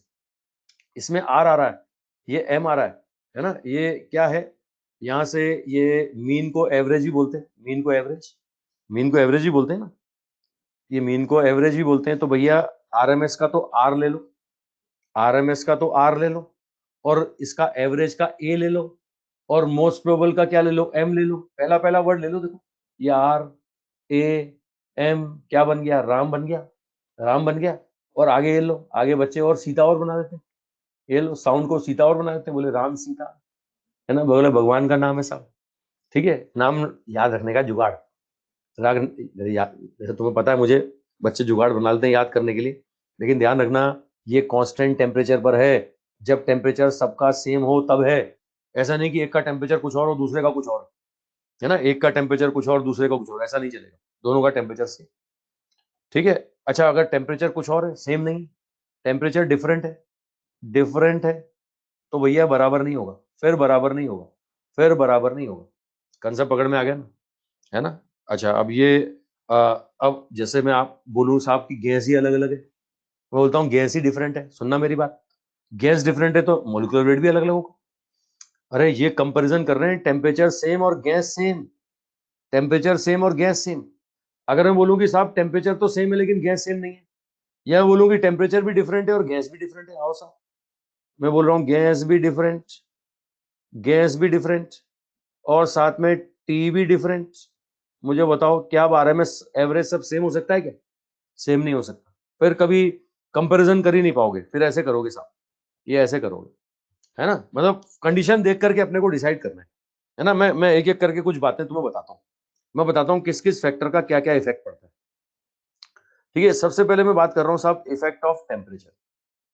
टेम्परेचर का क्या इफेक्ट पड़ता है, देखना साहब। टेम्परेचर वाले फॉर्मूले, अच्छा मैं आरएमएस का एग्जांपल देके बता रहा हूँ। तुम ये मत मानना कि खाली मैं आरएमएस की बात कर रहा हूँ, मैं चारों की बात कर रहा हूँ, चारों की, है ना। मैं आरएमएस का एग्जांपल लेके बता रहा हूँ, मैं चारों की बात कर रहा हूँ, ऐसे नहीं खाली आरएमएस की बात कर रहा हूँ, समझ रहे हो ना। चलो टेम्परेचर की बात करने साहब, टेम्परेचर का इफेक्ट। ये दो फॉर्मूले टेम्परेचर वाले हैं, √3 RT/MW या √3 kT/स्मॉल है। मैं बोल देता हूँ साहब, यहाँ पर गैस सेम है, मैं बोल रहा हूँ गैस सेम है। अगर गैस सेम है तो तुम्हें पता है MW कांस्टेंट होगा, स्मॉल m कांस्टेंट होगा, अच्छा गामा भी कांस्टेंट होगा, अरे गामा भी कांस्टेंट होगा, समझ रहे हो ना। तो अल्टीमेटली वेरिएबल कौन होगा? वेरिएबल सिर्फ और सिर्फ टेम्परेचर होगा। ये आएगा V is proportional to root of temperature. V is proportional to root of temperature मतलब क्या है? अगर टेम्परेचर बढ़ा दोगे ना, तो ये चारों वेलोसिटी बढ़ जाएंगी, चारों चारों, है ना। मैं खाली आरएमएस की बात नहीं कर रहा, चारों की बात कर रहा हूँ। और टेम्परेचर कम कर दोगे तो चारों वेलोसिटी क्या होगी? कम हो जाएगी। टेम्परेचर बढ़ाएंगे तो चारों बढ़ जाएंगी, और टेम्परेचर घटाओगे तो चारों के चारों क्या हो जाएंगी? घट जाएंगी। ठीक है। अच्छा, अब ये इस पर क्वेश्चन बना हुआ है साहब, ग्राफ पूछा गया, ग्राफ वीओटी का ग्राफ बनाओ साहब, वीओटी, वेलोसिटी और टेम्परेचर का ग्राफ, वेलोसिटी और टेम्परेचर। आप रिलेशन देखोगे तो V² is proportional to T मिलेगा, पैराबोला बनेगा, पैराबोला, ये ऐसा पैराबोला। आप बोलोगे सर ये कैसा पैराबोला है? बोले बाकी आधा छुपा हुआ है यार, बाकी आधा हिडन है ना, बाकी आधा हिडन है साहब। ये वी और टी का ग्राफ बन गया साहब, वेलोसिटी और टेम्परेचर का ग्राफ। अच्छा इसी पे आता है साहब वी और रूट टी का ग्राफ बनाओ। अगर वी और रूट टी का ग्राफ बनाओ, वी और रूट टी, तो आप देख रहे हो V is proportional to root T है, ये तो ओरिजिन से पास होने वाली स्ट्रेट लाइन बन जाएगी। अब स्ट्रेट लाइन बनेगी भाई। अच्छा एक बोलता है साहब वी स्क्वायर और टी का ग्राफ बनाओ, टी और वी स्क्वायर का, टी और वी स्क्वायर। अब टी और वी स्क्वायर भी क्या बनेगा, ओरिजिन से पास होने वाली स्ट्रेट लाइन बनेगी। ये टी और वी स्क्वायर भी ओरिजिन से पास होने वाली स्ट्रेट लाइन। बात पकड़ में आ रही है सर? ये सिंपल ग्राफ बनाया मैंने, वी स्क्वायर टी का, वी टी का, ये अलग अलग तरह के केस। ठीक है, ये गैस सेम है तो। अच्छा गैस अगर डिफरेंट करेंगे तो एमडब्ल्यू भी अलग अलग आ जाएगा, उससे भी देखना पड़ेगा। ठीक है, तो एक तो ये क्वेश्चन ग्राफ वाला आया हुआ है साहब। अब दूसरा आता है साहब effect of pressure, effect of pressure, pressure का इफेक्ट। सुनना इसमें प्रेशर का इफेक्ट। अगर मैं ऐसा बोलता हूं कि टेम्परेचर कांस्टेंट है, टेम्परेचर कांस्टेंट है, मैं ऐसा बोलता हूं टेम्परेचर कांस्टेंट है, तो ऐसे केस में क्या होगा? टेम्परेचर कांस्टेंट है ना, तो प्रेशर का कोई इफेक्ट नहीं पड़ेगा। क्यों नहीं पड़ेगा? क्योंकि मैंने पी बाय रो का रेशो बताया था आपको, P bye row are T upon MW होता है ना। अगर टेम्परेचर कांस्टेंट है और गैस सेम है, तो आप देख रहे हो पी बाय रो रेशो सेम आ जाएगा। और अगर पी बाय रो रेशो सेम आ जाएगा तो कोई सी भी वेलोसिटी बोलो, है ना, कोई सी भी वेलोसिटी बोलो, ये प्रेशर वाला फॉर्मूला पी अपॉन रो था ना, ये सेम आ जाएगा भाई, सेम आ जाएगा। मतलब वेलोसिटी पर प्रेशर का इफेक्ट पड़ा ही नहीं। मतलब मैं प्रेशर बढ़ाऊंगा ना, प्रेशर बढ़ाऊंगा तो भैया डेंसिटी बढ़ जाएगी, लेकिन वेलोसिटी क्या रहेगी? वेलोसिटी सेम रहेगी। अगर मैं प्रेशर घटाऊंगा ना, तो भैया डेंसिटी घट जाएगी, लेकिन वेलोसिटी का वैल्यू क्या रहेगा? सेम रहेगा। तो कुल मिला के बात क्या निकल के आती है? बात निकल के आती है कि टेम्परेचर अगर कांस्टेंट है तो वेलोसिटी प्रेशर से, वेलोसिटी पर प्रेशर का कोई इफेक्ट नहीं पड़ता, है ना। अगर टेम्परेचर कांस्टेंट है तो velocity not change, not change with pressure, not change with pressure. ठीक है, टेम्परेचर अगर कांस्टेंट है तो भैया वेलोसिटी पर प्रेशर का कोई इफेक्ट नहीं पड़ेगा। लेकिन अगर मैं बोलता हूं साहब वॉल्यूम कांस्टेंट है, आइसोमेट्रिक प्रोसेस, है ना, मैं बोल रहा हूं साहब isometric process, Gay-Lussac law, Gay-Lussac law, volume constant. सुनना मेरी बात, है ना, मैं बोल रहा हूं साहब वॉल्यूम कांस्टेंट है, तो अब ऐसे केस में तो P is proportional to T होगा ना साहब। अब अगर मैं प्रेशर बढ़ाता हूं, है ना, प्रेशर बढ़ाता हूं, तो अल्टीमेटली क्या होगा? अल्टीमेटली टेम्परेचर बढ़ जाएगा। टेम्परेचर बढ़ेगा तो तुम्हें पता है कि वेलोसिटी क्या होगी? वेलोसिटी बढ़ जाएगी।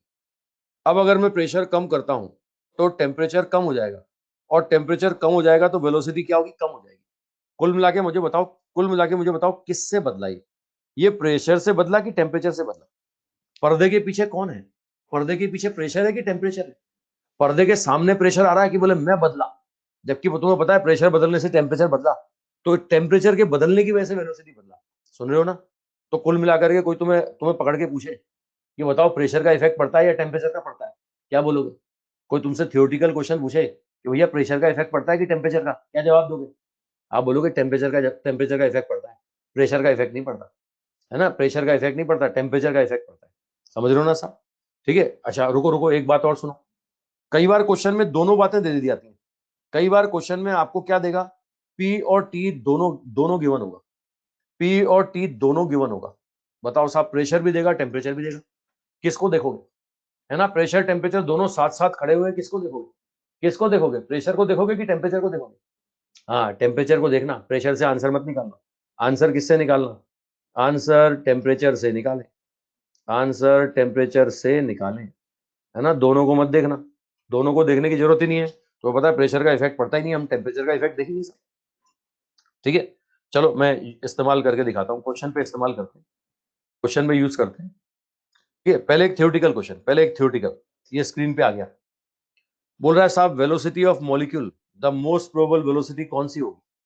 बोल रहा है मोस्ट प्रोबेबल कौन सी होगी? अभी तूने बताया राम, अभी राम बताया ना, अभी राम VRMS ज्यादा, फिर कौन सी एवरेज, फिर कौन सी होगी मोस्ट प्रोबेबल? तो सीधी सी बात है एवरेज और RMS से कम होगी, है ना। Less than from root mean square velocity, बिल्कुल सही। इक्वल टू गलत, इक्वल टू मीन गलत, ग्रेटर देन मीन वेलोसिटी, ये भी गलत। चौथा आंसर होगा थ्योरेटिकल, थ्योरेटिकल राम, ये तो तुम कभी भूलोगे ही नहीं, ये तो कभी तुम भूलने वाले नहीं, और भगवान का नाम ले रहे हो, समझ रहे हो? तुम्हारे तो पाप धुल गए सारे, तुम तो भगवान का नाम ले रहे हो, तुम्हारे तो पाप धुल गए, है ना। आओ एक क्वेश्चन पे और आओ, आओ नेक्स्ट क्वेश्चन, अगला क्वेश्चन देखो। Temperature root mean square velocity of hydrogen becomes double its value at STP. STP STP STP पर टेम्परेचर बोलते हैं अपन कितना, triple point 0.01 degree Celsius, 273.16 kelvin बोलते हैं। अबे लगभग 273 ही मानते हैं अपन कैलकुलेशन में, है ना। ये बोल रहा है कि एसटीपी पर जो वैल्यू थी ना, आरएमएस वेलोसिटी, मान लिया कितनी थी, पहले आरएमएस थी वी, अब बोल रहा है उसकी डबल चाहिए मुझे, बोल रहा है मुझे उसका डबल चाहिए, है ना। अब डबल चाहिए तो बोल रहा है टेम्परेचर बताओ, बोल रहा है आरएमएस पे जो था ना मुझे उसका डबल चाहिए, आरएमएस पे जो जो सॉरी एसटीपी पर जो आरएमएस वेलोसिटी था उसका डबल चाहिए, तो टेम्परेचर बताइए। सबको पता है v is proportional to root T, T is proportional to V square. अब T is proportional to V square तो क्या बोलेंगे, अगर वेलोसिटी डबल तो टेम्परेचर 4 टाइम्स, टेम्परेचर 4 टाइम्स कितना होगा, पहले 273 तो 4 टाइम्स ऑफ 273 होगा, 4 टाइम्स ऑफ 273 मतलब मल्टीप्लाई करें तो ये कितना हो गया साहब, केल्विन में आंसर आएगा, ये 2, है ना। ये हो गया साहब यहाँ से कितना हो जाएगा 9, है ना, 819 केल्विन, ठीक है, सॉरी 1092 केल्विन, सेल्सियस में आंसर है केल्विन में, 4 ऑप्शन में आंसर सेल्सियस में, बदलना पड़ेगा, बदलना पड़ेगा साहब, ये बदलो, 273 इंटू 4 उसको केल्विन में बदल दो, 819 डिग्री सेल्सियस आ जाएगा। लो लो 1092 माइनस 273 करो, है ना, 819 आ गया, 819 डिग्री सेल्सियस, ठीक है, 819 degree Celsius, 819 degree Celsius, 1092 kelvin minus 273 तो 819 डिग्री सेल्सियस। एआईबीएमटी में आया हुआ क्वेश्चन है भाई, एआईबीएमटी में पूछा गया है, ठीक है। चलो एक और देता हूँ, एक और देता हूँ, एक और लो, एक और लो, एक क्वेश्चन और लो, ठीक है। ये थ्योरेटिकल बातें, कुछ कुछ थ्योरेटिकल बातें, ये तुम्हें मैं ग्रेविटेशन में बता चुका हूँ कि भैया गैस का वेलोसिटी अगर आरएमएस वेलोसिटी अगर एस्केप से ज्यादा हो तो गैस एस्केप हो जाती है, याद है ना, तो याद है, अगर आरएमएस एस्केप से ज्यादा हो तो गैस एस्केप कर जाती है ना। अर्थ पर एटमॉस्फेयर है, मून पे नहीं है, मैंने बताया था, अर्थ पर एटमॉस्फेयर है, मून पे नहीं है, क्यों, क्योंकि अर्थ के केस में अर्थ पर जो आरएमएस होगा वो क्या है, वो एस्केप से कम है ना। और मून पर क्या है, मून पर जो आरएमएस है वो एस्केप से ज्यादा है। ये बातें मैंने आपको याद है करी थी हमने, इसलिए गैस वहां से एस्केप कर गई, मून से गैस इसलिए एस्केप कर गई, अभी बात की थी अपन ने। अच्छा मैंने एक एस्केप टेम्परेचर का फंडा ही बताया था, याद करो, एस्केप टेम्परेचर, अगर अर्थ का टेम्परेचर बढ़ने लगे, मैंने बताया था यार, ग्रेविटेशन में क्वेश्चन किया अपन ने एस्केप टेम्परेचर का, है ना। अगर मैं आपसे बोलूं कि अर्थ का टेम्परेचर बढ़ता है, अर्थ का टेम्परेचर बढ़ता है तो आरएमएस बढ़ेगा ना। अगर ये आरएमएस बढ़ते बढ़ते एस्केप वेलोसिटी के बराबर या ज्यादा हो जाए तो भैया गैस एस्केप कर जाएगी, ये गैस एस्केप कर जाएगी, है ना, गैस एस्केप करेगा, और एस्केप करेगा तो ये जो टेम्परेचर है ना इसको बोलते हैं एस्केप टेम्परेचर, ये कहलाएगा एस्केप टेम्परेचर, याद आ रहा है आपको, ठीक है, ठीक है। ये एस्केप टेम्परेचर निकालते हैं, दोबारा निकाल रहा हूँ, घबराऊं मैं, दोबारा निकाल रहा हूँ। ये एस्केप टेम्परेचर अगर मैं निकालता हूं तो आरएमएस तुम्हें पता है √3 RT/MW, है ना। सारे प्लेनेट की टेंशन अपने ही नहीं है, अपन तो अपने घर को संभालें, अर्थ की बात कर रहा हूँ, और अर्थ के लिए एस्केप वेलोसिटी तुम्हें पता है 11.2 किलोमीटर पर सेकेंड, वो मीटर पर सेकेंड में बदल दिया। अब इसको टी को निकालोगे तो greater than equal to MW/3R, ये होगा 11.2 इंटू 10⁻³ का स्क्वायर। ये सारे डाटा ऐसा ही सिस्टम में रखोगे ना तो केल्विन में आंसर आएगा, है ना। ये MW, ये R का वैल्यू रख दो, R का वैल्यू तुम्हें पता है 8.31 जूल पर मोल केल्विन, है ना। अब ये मॉलिक्यूलर वेट तुम यहाँ किलोग्राम में रखना, किलोग्राम में, ये किलोग्राम में रखोगे तो आंसर आ जाएगा साहब। ये आ रहा है साहब एस्केप टेम्परेचर, याद है आपको, मैंने हाइड्रोजन के लिए भी बताया था और ऑक्सीजन के लिए भी बताया था, याद है, तो याद है, बताया था हाइड्रोजन और एस्केप, हाइड्रोजन का एस्केप टेम्परेचर और ऑक्सीजन का एस्केप टेम्परेचर, रख दो, मॉलिक्यूलर वेट रख के सॉल्व कर लो, है ना, मॉलिक्यूलर वेट रख के सॉल्व करो। ये मॉलिक्यूलर वेट, अब अगर मैं बोलता हूँ किसको एस्केप करवाना है, ऑक्सीजन को, ये ऑक्सीजन को करवाना चाह रहा है ऑक्सीजन। और ऑक्सीजन के लिए मोलिकुलर वेट तुम्हें पता है 32 ग्राम, है ना, 32 ग्राम। ये रखो 32 ग्राम, है ना, ये 32/2, ये सॉल्व करोगे तो ये आंसर आएगा। समझ रहे हो ना? ठीक है, ये अपन बदल चुके हैं, पहले ग्राम को किलोग्राम में बदल चुके हैं। ये आएगा 1.6 इंटू 10⁴, 1.6 इंटू 10⁴। मैं क्लियर कर दूं आपको, ये ग्राम में ही रखना है ना। ये अपने जो सॉल्व किया ना 10⁴, ये पहले ही बदल दिया अपन ने। तुम्हें सीधे मोलिकुलर वेट रखना है, सीधे मोलिकुलर वेट, न्यूमेरिकल वैल्यू। वो बोलता है हाइड्रोजन तो 2 रख दो, बोलता है ऑक्सीजन तो कितना रख दो, 32 रख दो। ये सॉल्व करोगे तो हाइड्रोजन के लिए जो आंसर आता है वो आता है 10⁴ केल्विन, और ऑक्सीजन के लिए निकालोगे ना, ये आता है 1.6 इंटू 10⁵ केल्विन। मतलब जिस दिन अर्थ का टेम्परेचर बढ़ते बढ़ते 10,000 केल्विन हो गया ना, तो अर्थ से हाइड्रोजन गैस भाग जाएगी। और जिस दिन बढ़ते बढ़ते लगभग 1.5 लाख केल्विन हो गया, तो ऑक्सीजन हमें छोड़ के भाग जाएगी। घबराओ मत, ऑक्सीजन के भागने से तुम नहीं मरने वाले, है ना। ऑक्सीजन के भागने से तुम नहीं मरने वाले, तुम तो उससे पहले ही मर जाओगे। जिस दिन अर्थ का टेम्परेचर 100 डिग्री सेल्सियस भी हो गया ना, ये अपने अंदर जो खून है उबलने लगेगा। गुस्से से नहीं, गुस्से से नहीं, है ना, बॉइलिंग पॉइंट से, है ना। खून का बॉइलिंग पॉइंट पानी के आसपास ही मानो, पानी से थोड़ा सा ज्यादा मान लो, है ना, 110 पे उबलने लगेगा, 110 पे। तो तुम पहले एस्केप करोगे, ये ना, ये गैसें तो बाद में एस्केप करेंगी। जिस दिन अर्थ का टेम्परेचर बढ़ेगा ना, तुम पहले एस्केप कर जाओगे, गैसें तो बाद में एस्केप करेंगी। तो ये 2 क्वेश्चन बनते हैं हाइड्रोजन के लिए, ठीक है। एक बोल रहा है कि मैं ऐसी मेडिसिन बनाऊंगा जिससे अमर बन जाए। वाह, दुनिया तेरा ही इंतजार कर रही है बेटा, है ना। बेटा दुनिया तेरा ही इंतजार कर रही है, तू बना, बना। चाहिए पहले मुझे ही देना तू, है ना, पहली ऐसी वैक्सीन तू पहले मुझे ही देना, है ना। कोरोना की वैक्सीन बनी अपने से 1 साल में, है ना। तू भैया अमर बनाएगा तू मुझे, है। बोले एक बोल रहा है मुझे भी चाहिए, मुझे भी चाहिए, है ना। चलो आ जाओ, नहीं होना अमर, आ जाओ साहब। अच्छा अच्छा, मैं छोटे छोटे कुछ पॉइंट और बता दूं।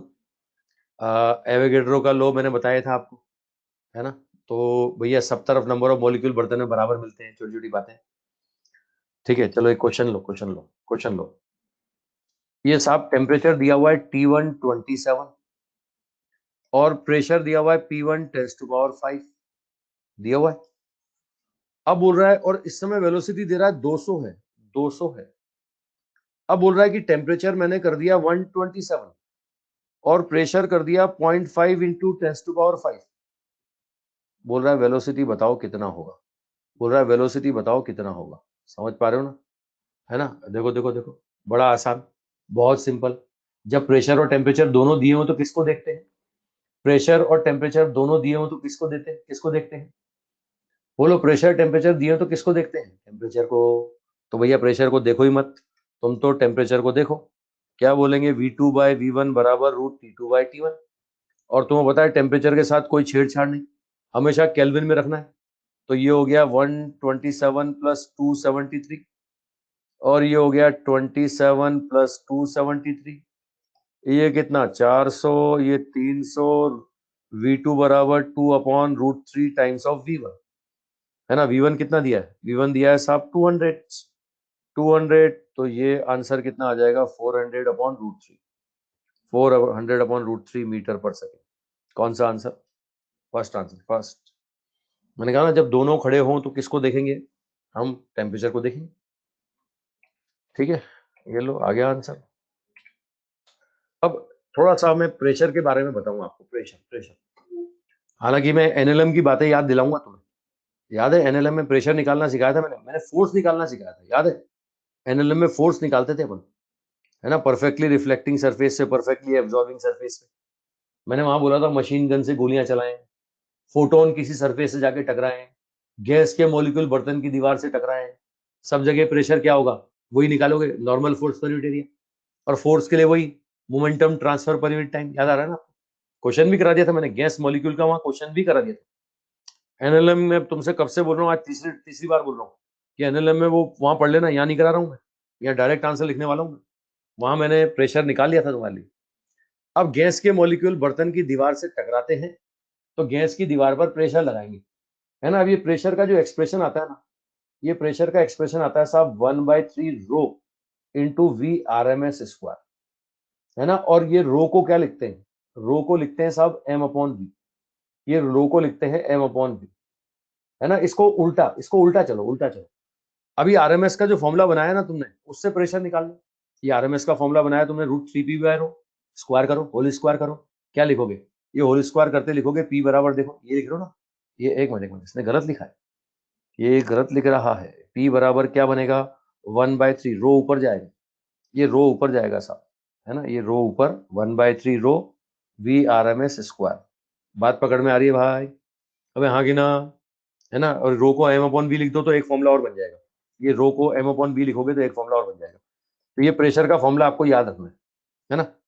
अब थोड़ा सा मैं आपको वहां लेके चलता हूँ, कहां पर, वो याद है हमने फ्लूइड की बात की थी, हमने फ्लूइड की बात की थी। तो फ्लूइड में मैंने तुम्हें बताया था कि साहब एक फ्लूइड पर अगर एक उंगली भी टच करते हैं तो सब जगह प्रेशर क्या होता है, बराबर होता है। याद है कौन सा लॉ था, एक उंगली भी टच करते हैं, है ना, कौन सा लॉ था, याद आ रहा है, पास्कल लॉ। अब याद आ रहा है पास्कल लॉ, पास्कल लॉ में बताया था एक उंगली भी टच करेंगे सब जगह प्रेशर क्या होगा, बराबर होगा। तो भैया इसमें अब हमें बोलते हैं कि X direction, Y direction, Z direction का प्रेशर बताओ। तुमसे एक्स में बोले, वाई में बोले, जेड में बोले, यही प्रेशर होगा, यही होगा 1/3 m/v into V R M S square. बच्चे क्या करते हैं, 1/3 कर देते हैं इसमें, बच्चे क्या करते हैं 1/3 कर देते हैं, बोले टोटल का 1/3, बोले टोटल का नंबर ऑफ मॉलिक्यूल 1/3 करना, नंबर ऑफ मॉलिक्यूल 1/3 कर देना, है ना। कि एक्स में भाई ऐसा थोड़ी होता है कि जितने एक्स में उतने वाई में उतने जेड में, बटेंगे ना, सब जगह बटेंगे, टोटल के बढ़ जाएंगे सब, प्रेशर थोड़ी बढ़ जाएगा, प्रेशर सब जगह बराबर होगा। जितना प्रेशर एक्स डायरेक्शन में होगा उतना ही प्रेशर वाई में होगा, उतना ही प्रेशर जेड में होगा। ये बर्तन में मैं बैरोमीटर लगा देता हूँ, इस बर्तन में बैरोमीटर लगा देता हूँ मैं, एक्स डायरेक्शन में, वाई में, जेड में, तीनों की रीडिंग क्या आएगी, सेम आएगी। कोई डिजिटल इंस्ट्रूमेंट ठोक दो तुम इस बर्तन में, जगह जगह इस बर्तन में कहीं भी तुम डिजिटल इंस्ट्रूमेंट ठोक दो, सब जगह प्रेशर की रीडिंग क्या आएगी, सेम आएगी। ऐसा नहीं कि प्रेशर कहीं पे ज्यादा कहीं पे कम, है ना, या बोले 1/3 कर दो, नहीं, यही एक्स का प्रेशर है, यही वाई का प्रेशर है, और यही नेट प्रेशर है, यही नेट प्रेशर है। बात पकड़ में आ गई साहब, है ना। ये प्रेशर इंटेंसिव प्रॉपर्टी है, इंटरनल रीजन पे डिपेंड करता है, किसी एक्सटर्नल पे डिपेंड नहीं करता, नापने वाले पे डिपेंड नहीं करता, नपवाने वाले पे डिपेंड करता है, किसका नाप रहे हो उस पर डिपेंड करता है।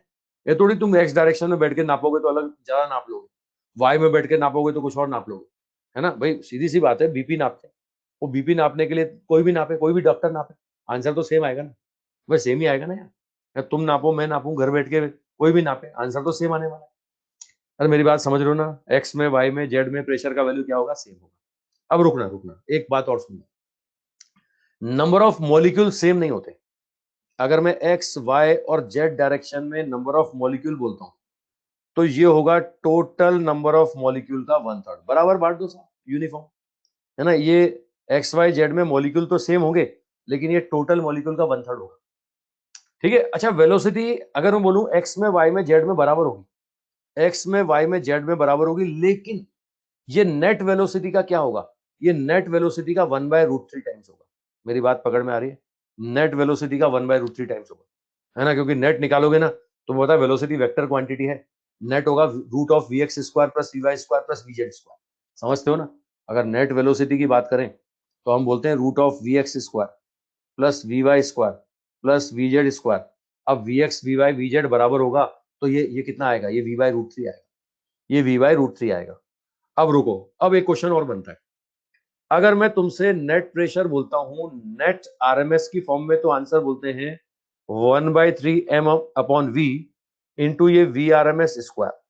लेकिन अगर मैं बोलता हूं कि मैं तो वी आर एम एस का एक्स कंपोनेंट लूंगा, मैं तो वी आर एम एस का एक्स कंपोनेंट लूंगा, अगर मैं वी आर एम एस का एक्स कंपोनेंट लेता हूं, वी आर एम एस का एक्स कंपोनेंट लेता हूं, तो मैं क्या लिखूंगा, मैं √3 vx लिखूंगा, और √3 vx करूंगा, ये 3 से 3 कैंसिल हो जाएगा, ये आंसर बनेगा m/v, ये वी आर एम एस का एक्स कंपोनेंट का स्क्वायर। ये डिफरेंस समझ में आ रहा है सबको, ये 1/3 का डिफरेंस समझ में आ रहा है साहब, ये स्टेप समझ में आ रही है। एक तो मैंने नेट वेलोसिटी लिखी, एक मैंने एक्स कंपोनेंट लिखा, नेट वेलोसिटी वाले फॉर्मूले में 1/3 है, वो एक्स कंपोनेंट वाले फॉर्मूले में 1/3 नहीं है, वहां 3 से 3 कैंसिल हो गए, वो 3 से 3 क्यों, क्योंकि तुमने लिखा ना आप, ये v बराबर √3 टाइम्स ऑफ वी एक्स लिखा, ये v बराबर √3 टाइम्स ऑफ वी एक्स, वो 3 कैंसिल हो गया। तो प्रेशर के फॉर्मूले समझ में आ गए भाई, अरे प्रेशर का फॉर्मूला समझ में आ गया, ये याद कर लेना, ये याद करना है ना, ये याद करना है। है ना, याद कर लो इसे। चलो अब नेक्स्ट एक प्रॉपर्टी और बता दूं वेलोसिटी के बारे में, है ना, वेलोसिटी के बारे में एक प्रॉपर्टी और बता दूं। ये वेलोसिटी के बारे में एक प्रॉपर्टी और आती है, Maxwell law of distribution of velocity. ये मैक्सवेल का वेलोसिटी डिस्ट्रीब्यूशन कर्व बनता है साहब। मैक्सवेल साहब ने एक फोटो बना के दिया, कर्व बना के दिया साहब, है ना। उन्होंने क्या किया, गैस के मॉलिक्यूल और उनकी वेलोसिटी में कर्व बनाया एक कांस्टेंट टेम्परेचर पर। एक कांस्टेंट टेम्परेचर पे ग्राफ बनाया, किसमें, मॉलिक्यूल्स की वेलोसिटी और नंबर ऑफ मॉलिक्यूल में। मतलब एक्स एक्सिस पे तो क्या रखा, वेलोसिटी, और वाई एक्सिस पे क्या रखा, वाई एक्सिस पे रखा इस वेलोसिटी के corresponding number of molecule. Photo बनाया इन्होंने, ग्राफ बनाया। मतलब कौन सी दूरबीन से नापा इन्होंने वेलोसिटी मुझे नहीं पता, इन्होंने ग्राफ बना के दिया कि गैस की इतनी इस वेलोसिटी के इतने मॉलिक्यूल हैं, 10 मीटर पर सेकंड के इतने हैं, 20 मीटर पर सेकंड के इतने हैं, 100 मीटर पर सेकंड के इतने हैं। मतलब इन्होंने ग्राफ बनाया वेलोसिटी और नंबर ऑफ मॉलिक्यूल के बीच में, है ना। इस ग्राफ को बोलते हैं मैक्सवेल वेलोसिटी डिस्ट्रीब्यूशन कर्व, है ना, मैक्सवेल वेलोसिटी डिस्ट्रीब्यूशन कर्व। ठीक है। अब अच्छा, अब कहां से कहां तक बनेगा ये कर्व, मैं तुम्हें पहले बता चुका हूं। गैस के जो मॉलिक्यूल है ना, इनकी वेलोसिटी की रेंज होती है 0 से इन्फिनिट। गैस के मॉलिक्यूल की वेलोसिटी की रेंज होती है 0 से इन्फिनिट, बता चुका हूं मैं तुम्हें, है ना भाई। 0 से इन्फिनिट के बीच में कुछ भी हो सकता है। तो ये ग्राफ बनेगा 0 से इन्फिनिट के बीच में, ये ग्राफ बनेगा 0 से इन्फिनिट के बीच में। ठीक है। अच्छा, इसमें और बताऊं मैं, है ना, ये वाला 2 पॉइंट अभी बताता हूं, ये वाले 2 पॉइंट अभी समझाता हूं। पहले 2 पॉइंट समझ गए, अरे पहला पॉइंट और दूसरा पॉइंट समझ गए, पहला पॉइंट और दूसरा पॉइंट समझ गए, है ना। अब ये तीसरा और चौथा पॉइंट अभी मैं समझाता हूं। पहले ग्राफ देखो कैसा बनता है। एक कांस्टेंट टेम्परेचर पे मैं ग्राफ बनाऊंगा ना, एक कांस्टेंट टेम्परेचर पे ग्राफ कुछ ऐसा बनता है। एक्स एक्सिस पर वेलोसिटी, वाई एक्सिस पर नंबर ऑफ मॉलिक्यूल्स। ग्राफ बनेगा 0 से इन्फिनिट के बीच में। क्या होगा, पहले वेलोसिटी बढ़ती जाएगी बढ़ती जाएगी बढ़ती जाएगी, उसके बाद घटती जाएगी। कहां तक जाएंगे साहब, इन्फिनिट तक जाएंगे, है ना। देखो नंबर ऑफ मॉलिक्यूल पहले बढ़े, नंबर ऑफ मॉलिक्यूल बढ़े, और फिर उसके बाद घटना शुरू हो गया। अब तुम्हें पता है कि यहां पर मॉलिक्यूल मैक्सिमम है। अच्छा, जहां पर मॉलिक्यूल मैक्सिमम होते हैं वहां वेलोसिटी को क्या बोलते हैं, जहां नंबर ऑफ मॉलिक्यूल मैक्सिमम, उस वेलोसिटी को बोलते हैं मोस्ट प्रोबेबल, बोलते हैं ना मोस्ट प्रोबेबल। ठीक है। अच्छा, राम याद करो, राम राम राम सबसे ज्यादा कौन, आरएमएस। फिर कौन है साहब, फिर है एवरेज, और फिर कौन है, मोस्ट प्रोबेबल। अब तुम्हें पता है कि मोस्ट प्रोबेबल यहां है, तो एवरेज यहां होगा, इससे ज्यादा होगा। अच्छा, आरएमएस तो इससे भी ज्यादा होगा, आरएमएस तो इससे भी ज्यादा होगा। तो नंबर ऑफ मॉलिक्यूल बोलो, number of molecule, number of molecule.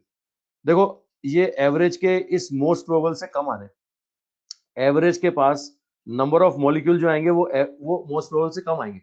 अच्छा, आरएमएस के तो और भी कम आएंगे, आरएमएस में तो और भी कम आएंगे, दिख रहा है ना, है ना। तो ये देख सकते हो, नंबर ऑफ मॉलिक्यूल बोलता हूं, सबसे कम मॉलिक्यूल आरएमएस वेलोसिटी के, उससे ज्यादा एवरेज के, और सबसे ज्यादा जो मॉलिक्यूल्स है ना वो किसके हैं, वो मोस्ट प्रोबेबल के लिए। समझ समझ पा रहे हो ना साहब, सबसे ज्यादा number of molecule most probable के। ठीक है। तो ये ग्राफ देखो, ये ग्राफ बनाया हमने कांस्टेंट टेम्परेचर पर। एक कांस्टेंट टेम्परेचर पर नंबर ऑफ मॉलिक्यूल पहले बढ़ते हैं, मैक्सिमम होते हैं, उसके बाद घटते जाते हैं। कहां से कहां तक मिलेंगे, 0 से इन्फिनिट के बीच में मिलेंगे। ठीक है। अच्छा, ये जो ग्राफ है ना, ग्राफ, इस ग्राफ का अगर मैं, भाई ग्राफ में 2 चीजें जरूर आती है, एरिया, है ना। अगर मैं एरिया बोलूं, एरिया, है ना, तो इसका एरिया किसको बताएगा, एरिया का मतलब इंटीग्रेशन होता है, इंटीग्रेशन का मतलब होता है वाई डी एक्स, है ना। अब वाई एक्सिस पर क्या है, number of molecule corresponding to velocity, और एक्स एक्सिस पे क्या है, वेलोसिटी। तो ये एन एन डीवी हो जाएगा। ये एन बाई वी क्यों लिख रहा हूं, एन बाई वी इसलिए लिख रहा हूं, number of molecule corresponding to velocity. अब इसको सॉल्व करोगे ना, तो ये आएगा एन। एन क्या है, एन है total number of molecules, N है टोटल नंबर ऑफ मॉलिक्यूल्स। मतलब मैं आपको क्लियर कर दूं, ये पूरा का पूरा एरिया अगर निकालते हो ना, तो ये टोटल नंबर ऑफ मॉलिक्यूल को बताएगा, है ना। Area enclosed between between velocity curve, velocity distribution curve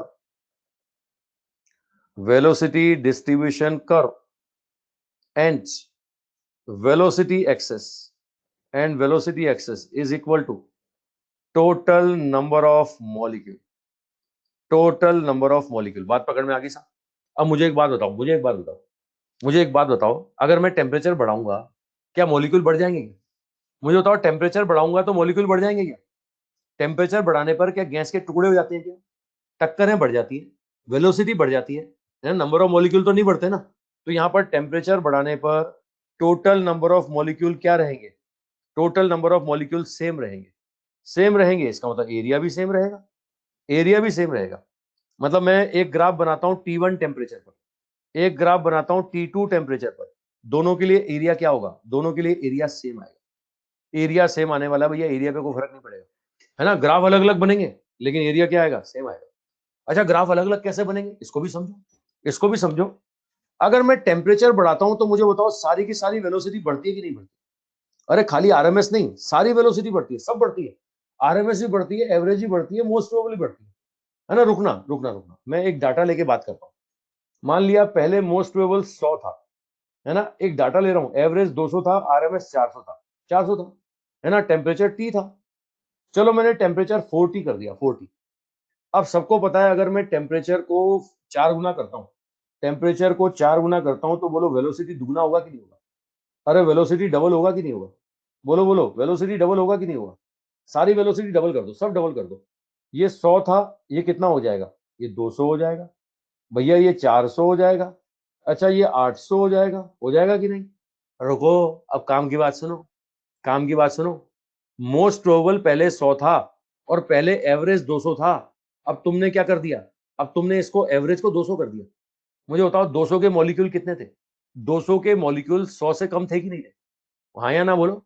200 के मॉलिक्यूल 100 से कम थे कि नहीं थे? 200 के मॉलिक्यूल 100 से कम थे कि नहीं थे? है ना। और 400 के मॉलिक्यूल 200 से भी कम थे। तो देखो टेम्परेचर बढ़ाऊंगा तो नंबर ऑफ मॉलिक्यूल कम हो जाएंगे। ये देखो देखो, मोस्ट प्रोबेबल 200 हो गया, एवरेज 400 हो गया, ये 800 हो गया। भैया नंबर ऑफ मॉलिक्यूल कम हो रहे हैं। देखो टेम्परेचर बढ़ा रहे हैं ना, टेम्परेचर बढ़ा रहे हैं, total number of molecule same है, लेकिन इस वेलोसिटी के कॉरेस्पॉन्डिंग नंबर ऑफ मॉलिक्यूल क्या होंगे? कम हो जाएंगे, है ना। टेम्परेचर बढ़ाने पर number of molecule corresponding to velocity क्या होगी? कम हो जाएंगी, है ना। ये टोटल सेम है but number of molecule, number of molecule, है ना, with respect to velocity, with respect to velocity decreases. मेरी बात समझ में आई? हाँ कि ना बोलो। टेम्परेचर बढ़ाने पर, मैं दोबारा रिपीट कर रहा हूँ, टेम्परेचर बढ़ाता हूँ, टोटल नंबर ऑफ मॉलिक्यूल नहीं बढ़ाते, लेकिन जिस वेलोसिटी की बात कर रहे हो ना उसके कॉरेस्पॉन्डिंग नंबर ऑफ मॉलिक्यूल कम हो जाते हैं।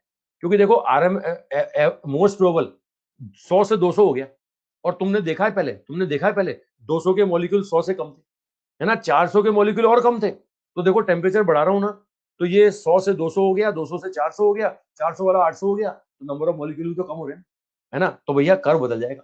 मुझे बताओ कर्व बदलेगा कि नहीं बदलेगा? मुझे बताओ सेम कर्व बनेगा, दूसरे टेम्परेचर पर सेम कर्व बनेगा या अलग कर्व बनेगा? दूसरे टेम्परेचर पर सेम कर्व बनेगा कि अलग बनेगा? अलग बनेगा। ये तीसरा पॉइंट मैंने मैंने बताया ना, ये देख लो। with increase the temperature, most probable velocity and maximum velocity both increases, but number of molecule क्या होंगे? डिक्रीज होंगे। the number of molecule with certain velocity range is constant although the velocity of molecule change continuously। Total same रहते हैं लेकिन velocity के corresponding क्या रहते हैं? चेंज होते हैं। चलो मैं ग्राफ से समझाऊं, ग्राफ से समझाऊं। आओ मैं ग्राफ से समझाऊं। ये ग्राफ देखो, स्क्रीन पे ग्राफ आ रहा है। ये पहला वाला ग्राफ बनाया मैंने T1 बराबर कितने पर? 500 पर, है ना। दूसरा ग्राफ बनाया मैंने किस पर? 1000 पर। और तीसरा देखो 2000 पर। बताओ टेम्परेचर बढ़ा रहा हूँ, टेम्परेचर बढ़ा रहा हूँ तो नंबर ऑफ मॉलिक्यूल कम होंगे ना, है ना। ये टेम्परेचर बढ़ाऊंगा, देखो मैं अलग से बना के बताता हूँ। ये बनेगा 0 से इन्फाइनेट में, लेकिन टेम्परेचर बढ़ाऊंगा ना, देखो ये देखो मोस्ट प्रोबेबल के मॉलिक्यूल कम हो गए, और बढ़ाऊंगा तो और कम हो जाएंगे। यानी ये T1 पर, ये T2 पर, ये T3 पर। अब आप देख सकते हो, ये पहले मोस्ट प्रोबेबल पर नंबर ऑफ मॉलिक्यूल, ये बाद में, फिर बाद में। मुझे बताओ नंबर ऑफ मॉलिक्यूल कम हो रहे हैं कि नहीं हो रहे? अरे कम हो रहे हैं कि नहीं हो रहे? अरे कम हो रहे हैं कि नहीं हो रहे?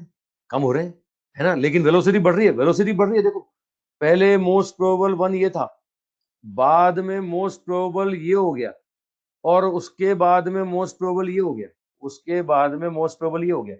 मतलब आप देख सकते हो ये T3 more than T2 more than T1 होगा। टेम्परेचर बढ़ा रहे हैं ना, मोस्ट प्रोबेबल बढ़ रहा है, मोस्ट प्रोबेबल बढ़ रहा है ना। लेकिन उसके कॉरेस्पॉन्डिंग नंबर ऑफ मॉलिक्यूल क्या हो रहे हैं? कम हो रहे हैं। ये मोस्ट प्रोबेबल के लिए नंबर ऑफ मॉलिक्यूल क्या हो रहे हैं? कम हो रहे हैं। कंसेप्ट पकड़ में आया भाई? हाँ कि ना? बताओ डिफरेंट कर्व बनेगा कि नहीं बनेगा? कर्व कुछ अलग होगा कि नहीं होगा? कर्व अलग होगा, है ना। लेकिन मुझे बताओ एरिया अलग होगा क्या? इन तीनों कर्व का, ये तीनों कर्व का एरिया बोलो। इन तीनों कर्व का एरिया, ये एरिया 1, एरिया 2, एरिया 3, ये सेम होगा। एरिया पर कोई इफेक्ट नहीं पड़ेगा, एरिया सेम रहेगा, एरिया सेम रहेगा, लेकिन कर्व बदल जाएगा। तो जैसे जैसे मैं टेम्परेचर बढ़ाता जा रहा हूं ना, देखो कर्व नीचे झुकता जा रहा है, और नीचे झुकेगा, अगली बार बनाओगे तो और नीचे झुक जाएगा। समझ रहे हो ना? अरे फोटो समझ में आया सबको? Total number of molecule same, इसलिए एरिया सेम। ठीक है। अब एक टर्म आती है साहब, डिग्री ऑफ फ्रीडम, है ना? ये वेलोसिटी की बात तो हो गई अपनी। अब नेक्स्ट टर्म है साहब डिग्री ऑफ फ्रीडम। ठीक है, ये बता दूं साहब, डिग्री ऑफ फ्रीडम बता ही दूं आपको, एक्सटेंड है फिर हमारे 10-12 मिनट है अपने पास, 10-12 मिनट है, तो मैं थोड़ा सा इसकी जानकारी दे देता हूं आपको, है ना? कल पढ़ेंगे पढ़ेंगे, लेकिन ये एक टर्म आज पढ़ लेते हैं, इसको समझो, घबराओ मत, तुम्हें समय का पता नहीं लगेगा, मैं बड़ा आसान करके बताऊंगा इसको, सुनो मेरी बात, अब तुम मेरी बात सुनते जाओ। डिग्री ऑफ फ्रीडम क्या होता है, सुनना। Number of independent motion perform by particle to with energy, number of independent motion performed by particle with energy represent degree of freedom। आसान भाषा में समझो। ठीक है भैया, जितने मैक्सिमम मोशन करता है ना एनर्जी के साथ में, उसको बोलते हैं डिग्री ऑफ फ्रीडम। एक वर्ड यूज कर रहा हूँ, एनर्जी के साथ में, है ना? एनर्जी होना चाहिए, मरे मरे काम नहीं चलेगा। ऐसा नहीं कि बोले काम कर रहे हैं, बोले मरे मरे काम कर रहे हैं, काम माना ही नहीं जाएगा उसको, उसको काम माना ही नहीं जाएगा, फॉर्मेलिटी मानी जाएगी। ठीक है, समझ रहे हो? जितने मैक्सिमम मोशन कर सकता है ना, उनको काउंट करो, अगर उनमें एनर्जी है तो हर मोशन के लिए एक डिग्री ऑफ फ्रीडम डिफाइन करेंगे अपन। ठीक है, अब मैं आपको मोशन के बारे में बताऊं। पूरी मैकेनिक्स पढ़ चुके हैं अपन, तरह तरह के मोशन पढ़े अपन ने। ट्रांसलेशनल मोशन, रोटेशनल मोशन और वाइब्रेशनल मोशन, तीन तरह के मोशन होते हैं साहब। एक बोलते हैं साहब ये ट्रांसलेशनल मोशन, एक बोलते हैं साहब रोटेशनल मोशन, और एक बोलते हैं साहब वाइब्रेशनल मोशन। समझ रहे हो ना? ठीक है, तीन तरह के मोशन है। ट्रांसलेशनल मतलब समझ लो, रेक्टिलिनियर मोशन, एक लाइन में चलना। अब एक लाइन में अगर एक एक लाइन में चलते समय एक ही एक्सेस कवर हो रही है ना, तो डिग्री ऑफ फ्रीडम बोलते हैं 1। एक लाइन में चलते चलते दो एक्सेस कवर हो रही हैं, यानी दो डायरेक्शन में चल रहा है, तो डिग्री ऑफ फ्रीडम होगा 2। और अगर मैं बोलता हूं कि फ्री स्पेस में चलता है, तीनों डायरेक्शन कवर करता है, तो डिग्री ऑफ फ्रीडम क्या बोलेंगे? 3। सुनना मेरी बात, ट्रांसलेशनल मोशन करते करते अगर एक डायरेक्शन कवर करता है तो 1, दो डायरेक्शन कवर करेगा तो 2, और फ्री स्पेस में चलेगा तीनों डायरेक्शन कवर करेगा तो हम क्या बोलेंगे? 3। समझ रहे हो ना? अच्छा, मैं एग्जांपल देता हूं। मैं आपसे बोलता हूं चींटी एक लाइन में चलती है, चींटी, चींटी पॉइंट मास, भाई चींटी पॉइंट मास एक लाइन में चलती है, डिग्री ऑफ फ्रीडम बोलो। चींटी अगर एक लाइन में चलती है, डिग्री ऑफ फ्रीडम बोलो 1। मैं बोलता हूं चींटी एक फ्लोर पे चलती है, मैं बोलता हूं चींटी एक फ्लोर पे चलती है, एक फर्श पे चलती है। अब बताओ, अगर फर्श पे चलती है तो वो कहीं भी चल सकती है सब, एक प्लेन में चल रही है और एक प्लेन में चल रही है, तो डिग्री ऑफ फ्रीडम कितना होगा? 2। है ना? मैं आपसे बोलूं कीड़ा फ्री स्पेस में फ्लाई कर रहा है, एक कीड़ा है, पतंग है, तितली है ना? आपसे बोल रहे हैं फ्री स्पेस में, स्काई में ये फ्लाई कर रहा है साहब, तो ट्रांसलेशनल मोशन की वजह से डिग्री ऑफ फ्रीडम कितनी बोलेंगे? 3। ट्रांसलेशनल मोशन की वजह से डिग्री ऑफ फ्रीडम कितनी? 3। तीनों एक्सेस कवर कर रहा है। मतलब सीधे सीधे आसान भाषा में समझाऊं, अगर एक डायरेक्शन में ट्रांसलेशनल मोशन तो 1, दो डायरेक्शन में ट्रांसलेशनल मोशन तो 2, और तीन डायरेक्शन में ट्रांसलेशनल मोशन तो कितनी होगी? 3। अच्छा, 3 से ज्यादा नहीं हो सकती, ट्रांसलेशनल मोशन की मैक्सिमम 3 हो सकती है ना? कोई बोलता है कि साहब ट्रांसलेशनल की वजह से 4 आई, झूठ बोलता है, हो ही नहीं सकता। ट्रांसलेशनल की वजह से मैक्सिमम कितना होगा साहब? 3 होगा। अच्छा चलो, मैं कुछ एग्जांपल बोलता हूँ, मैं ना प्रैक्टिकल लाइफ के एग्जांपल बोलता हूँ, तुम बताना डिग्री ऑफ फ्रीडम कितनी है ना? मैं बोलता हूँ, मैं एक लाइन में चलता हूँ, मैं एक लाइन में चलता हूँ, मेरी डिग्री ऑफ फ्रीडम बोलो। ठीक है भैया, मैं चींटी नहीं हूँ, मैं एक चींटी नहीं हूँ, समझ रहे हो?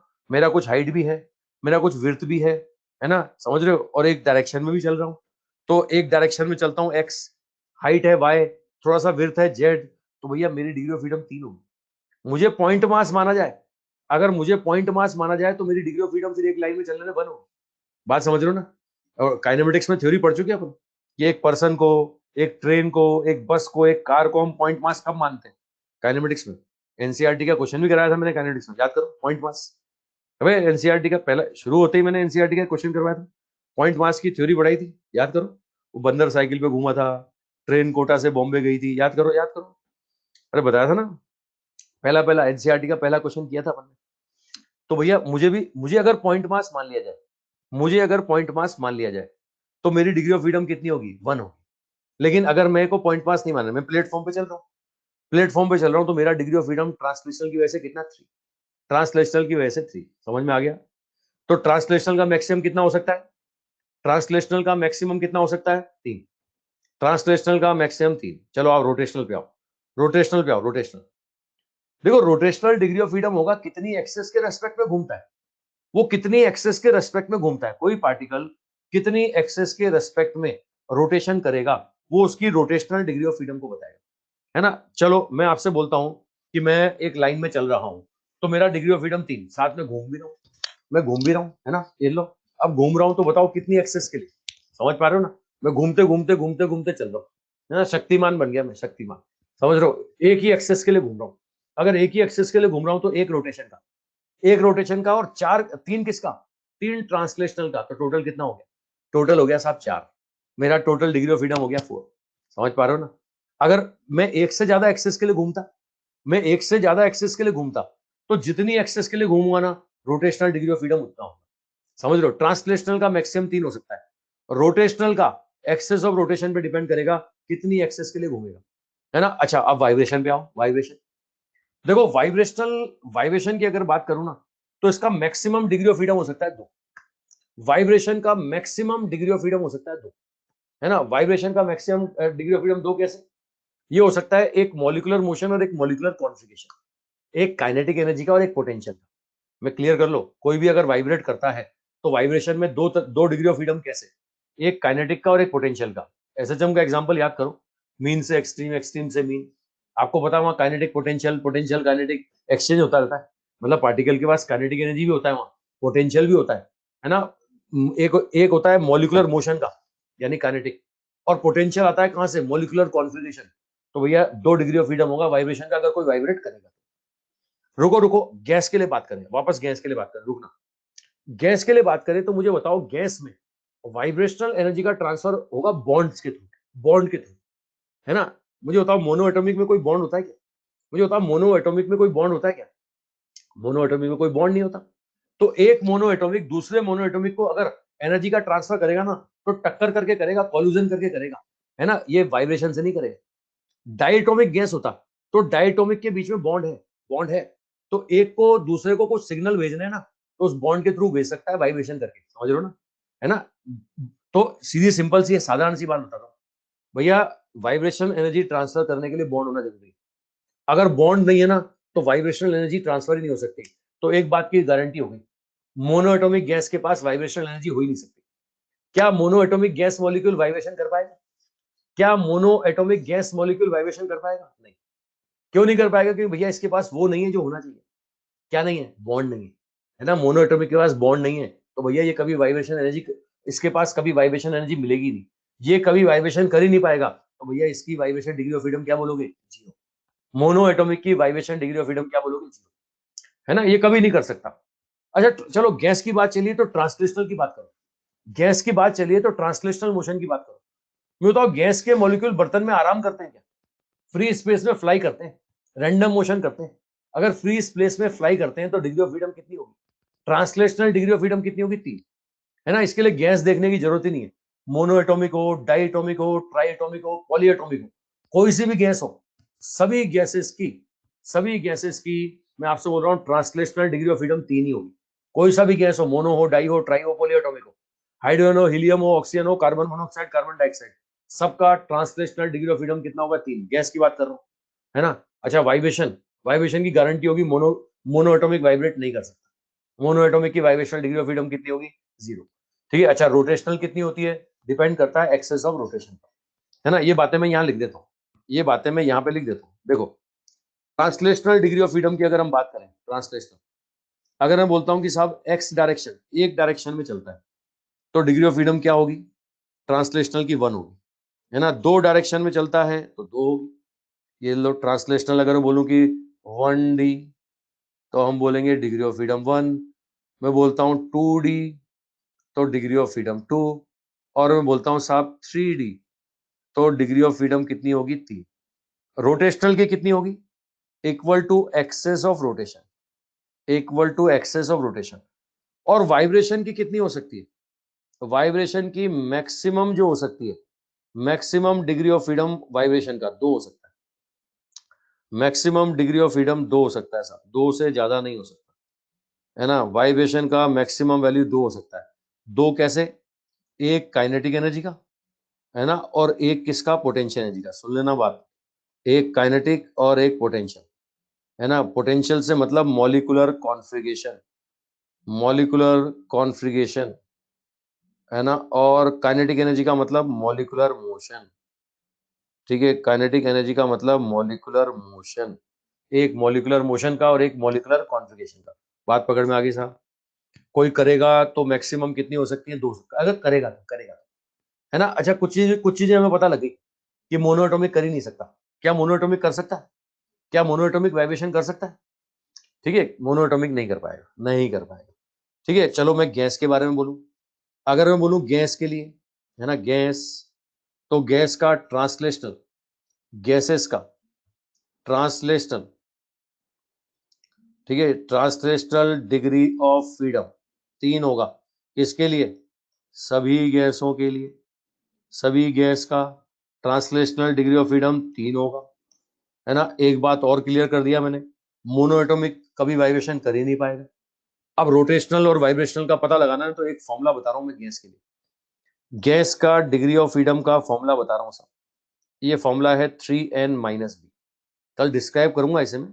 गैसेस की डिग्री ऑफ फ्रीडम का फॉर्मूला है 3n-b। n है नंबर ऑफ एटम्स, n है नंबर ऑफ एटम्स, और b होता है साहब नंबर ऑफ बॉन्ड्स। ठीक है, कितने बॉन्ड्स हैं। इस फॉर्मूले से आंसर आता है कब? Eight normal temperature, eight normal temperature, है ना। ये मैं कल बताऊंगा आपको, कल डिटेल से बताऊंगा। अच्छा, ट्रांसलेशनल का रीजन क्यों 3 क्यों है, इसका कारण सुन लो। ट्रांसलेशनल क्या है भाई? कोई सा भी गैस मॉलिक्यूल है, बर्तन में फ्री स्पेस में मूव करता है, और जो भी फ्री स्पेस में मूव करता है ना, उसका उसका ट्रांसलेशनल डिग्री ऑफ फ्रीडम 3 होता है। तो कोई सा भी गैस हो, मोनो हो, डाई हो, ट्राई हो, पॉली हो, सबका ट्रांसलेशनल डिग्री ऑफ फ्रीडम 3 होगा। अब रोटेशनल कितना होगा, वाइब्रेशन कितना होगा, ये कल बताता हूँ। कल डिटेल से बताते हैं इसके बारे में। कल बात करेंगे अपन गहराई से, है ना। कल 2 घंटे की क्लास है, तो कल केटीजी खत्म करके ही छोड़ूंगा, है ना। और केटीजी खत्म हो गया तो उसका थर्मोडायनेमिक्स का इंट्रोडक्शन भी दे दूंगा कल। मेरी क्लास के बाद एक वो बायो वाले सर है शायद, बायो वाले सर की क्लास है, एक बायो वाले सर की क्लास है ना। 1 घंटे की रखी शायद उन्होंने। ठीक है, कोई डाउट हो तो पूछो। वाइब्रेशन के लिए भैया मैं आपको बता दूं, गैस है तो बॉन्ड होना जरूरी है। अगर बॉन्ड होगा ना तभी यहाँ पर, है ना, वाइब्रेशन एनर्जी ट्रांसफर होगा। एक और भाई, एक और आया व्हाट्सएप फेसबुक वाला, बोले मोदी के स्टेडियम में राहुल नहीं चल रहा है। वाह, तू बेटा, तेरे से लोग ही व्हाट्सएप पे जोक बना बना के भेजते हैं, है ना। मीम जो बनाते हैं ना, तेरे से लोग ही बनाते हैं, है ना। हाँ, कल एक्सटेंड नहीं कर पाऊंगा, कल क्लास एक्सटेंड, 2 घंटे बहुत है यार, 2 घंटे में अपना काम हो जाएगा, है ना। एक प्रैक्टिकल एक ही डायरेक्शन में मूव करेगा, और ट्रांसलेशनल डिग्री ऑफ फ्रीडम 3 क्यों? अबे मुझे बताओ, गैस का मॉलिक्यूल फ्री स्पेस में फ्लाई कर रहा है कि नहीं कर रहा? तो पतंग पतंग फ्री स्पेस में फ्लाई करती है तो डिग्री ऑफ फ्रीडम 3 बोल रहे हो। तो गैस का मॉलिक्यूल तो फ्री स्पेस में फ्लाई कर रहा है, इसलिए ट्रांसलेशनल क्या बोल रहे हैं? 3 बोल रहे हैं। तीनों एक्सेस कवर करता है, एक्स वाई जेड। ठीक है, चलो कल दोबारा बताते हैं इसको, कल दोबारा यहीं से शुरुआत करेंगे, कल डिग्री ऑफ फ्रीडम से ही शुरुआत करेंगे, है ना। ठीक है, कल और बातें करते हैं, बॉन्ड वॉन्ड क्यों चाहिए, कल बातें करते हैं। ठीक है, कल यहीं से शुरुआत करेंगे, एनर्जी बताऊंगा, मिक्सचर की बातें करूंगा, कल बात करते हैं। ठीक है, बाय।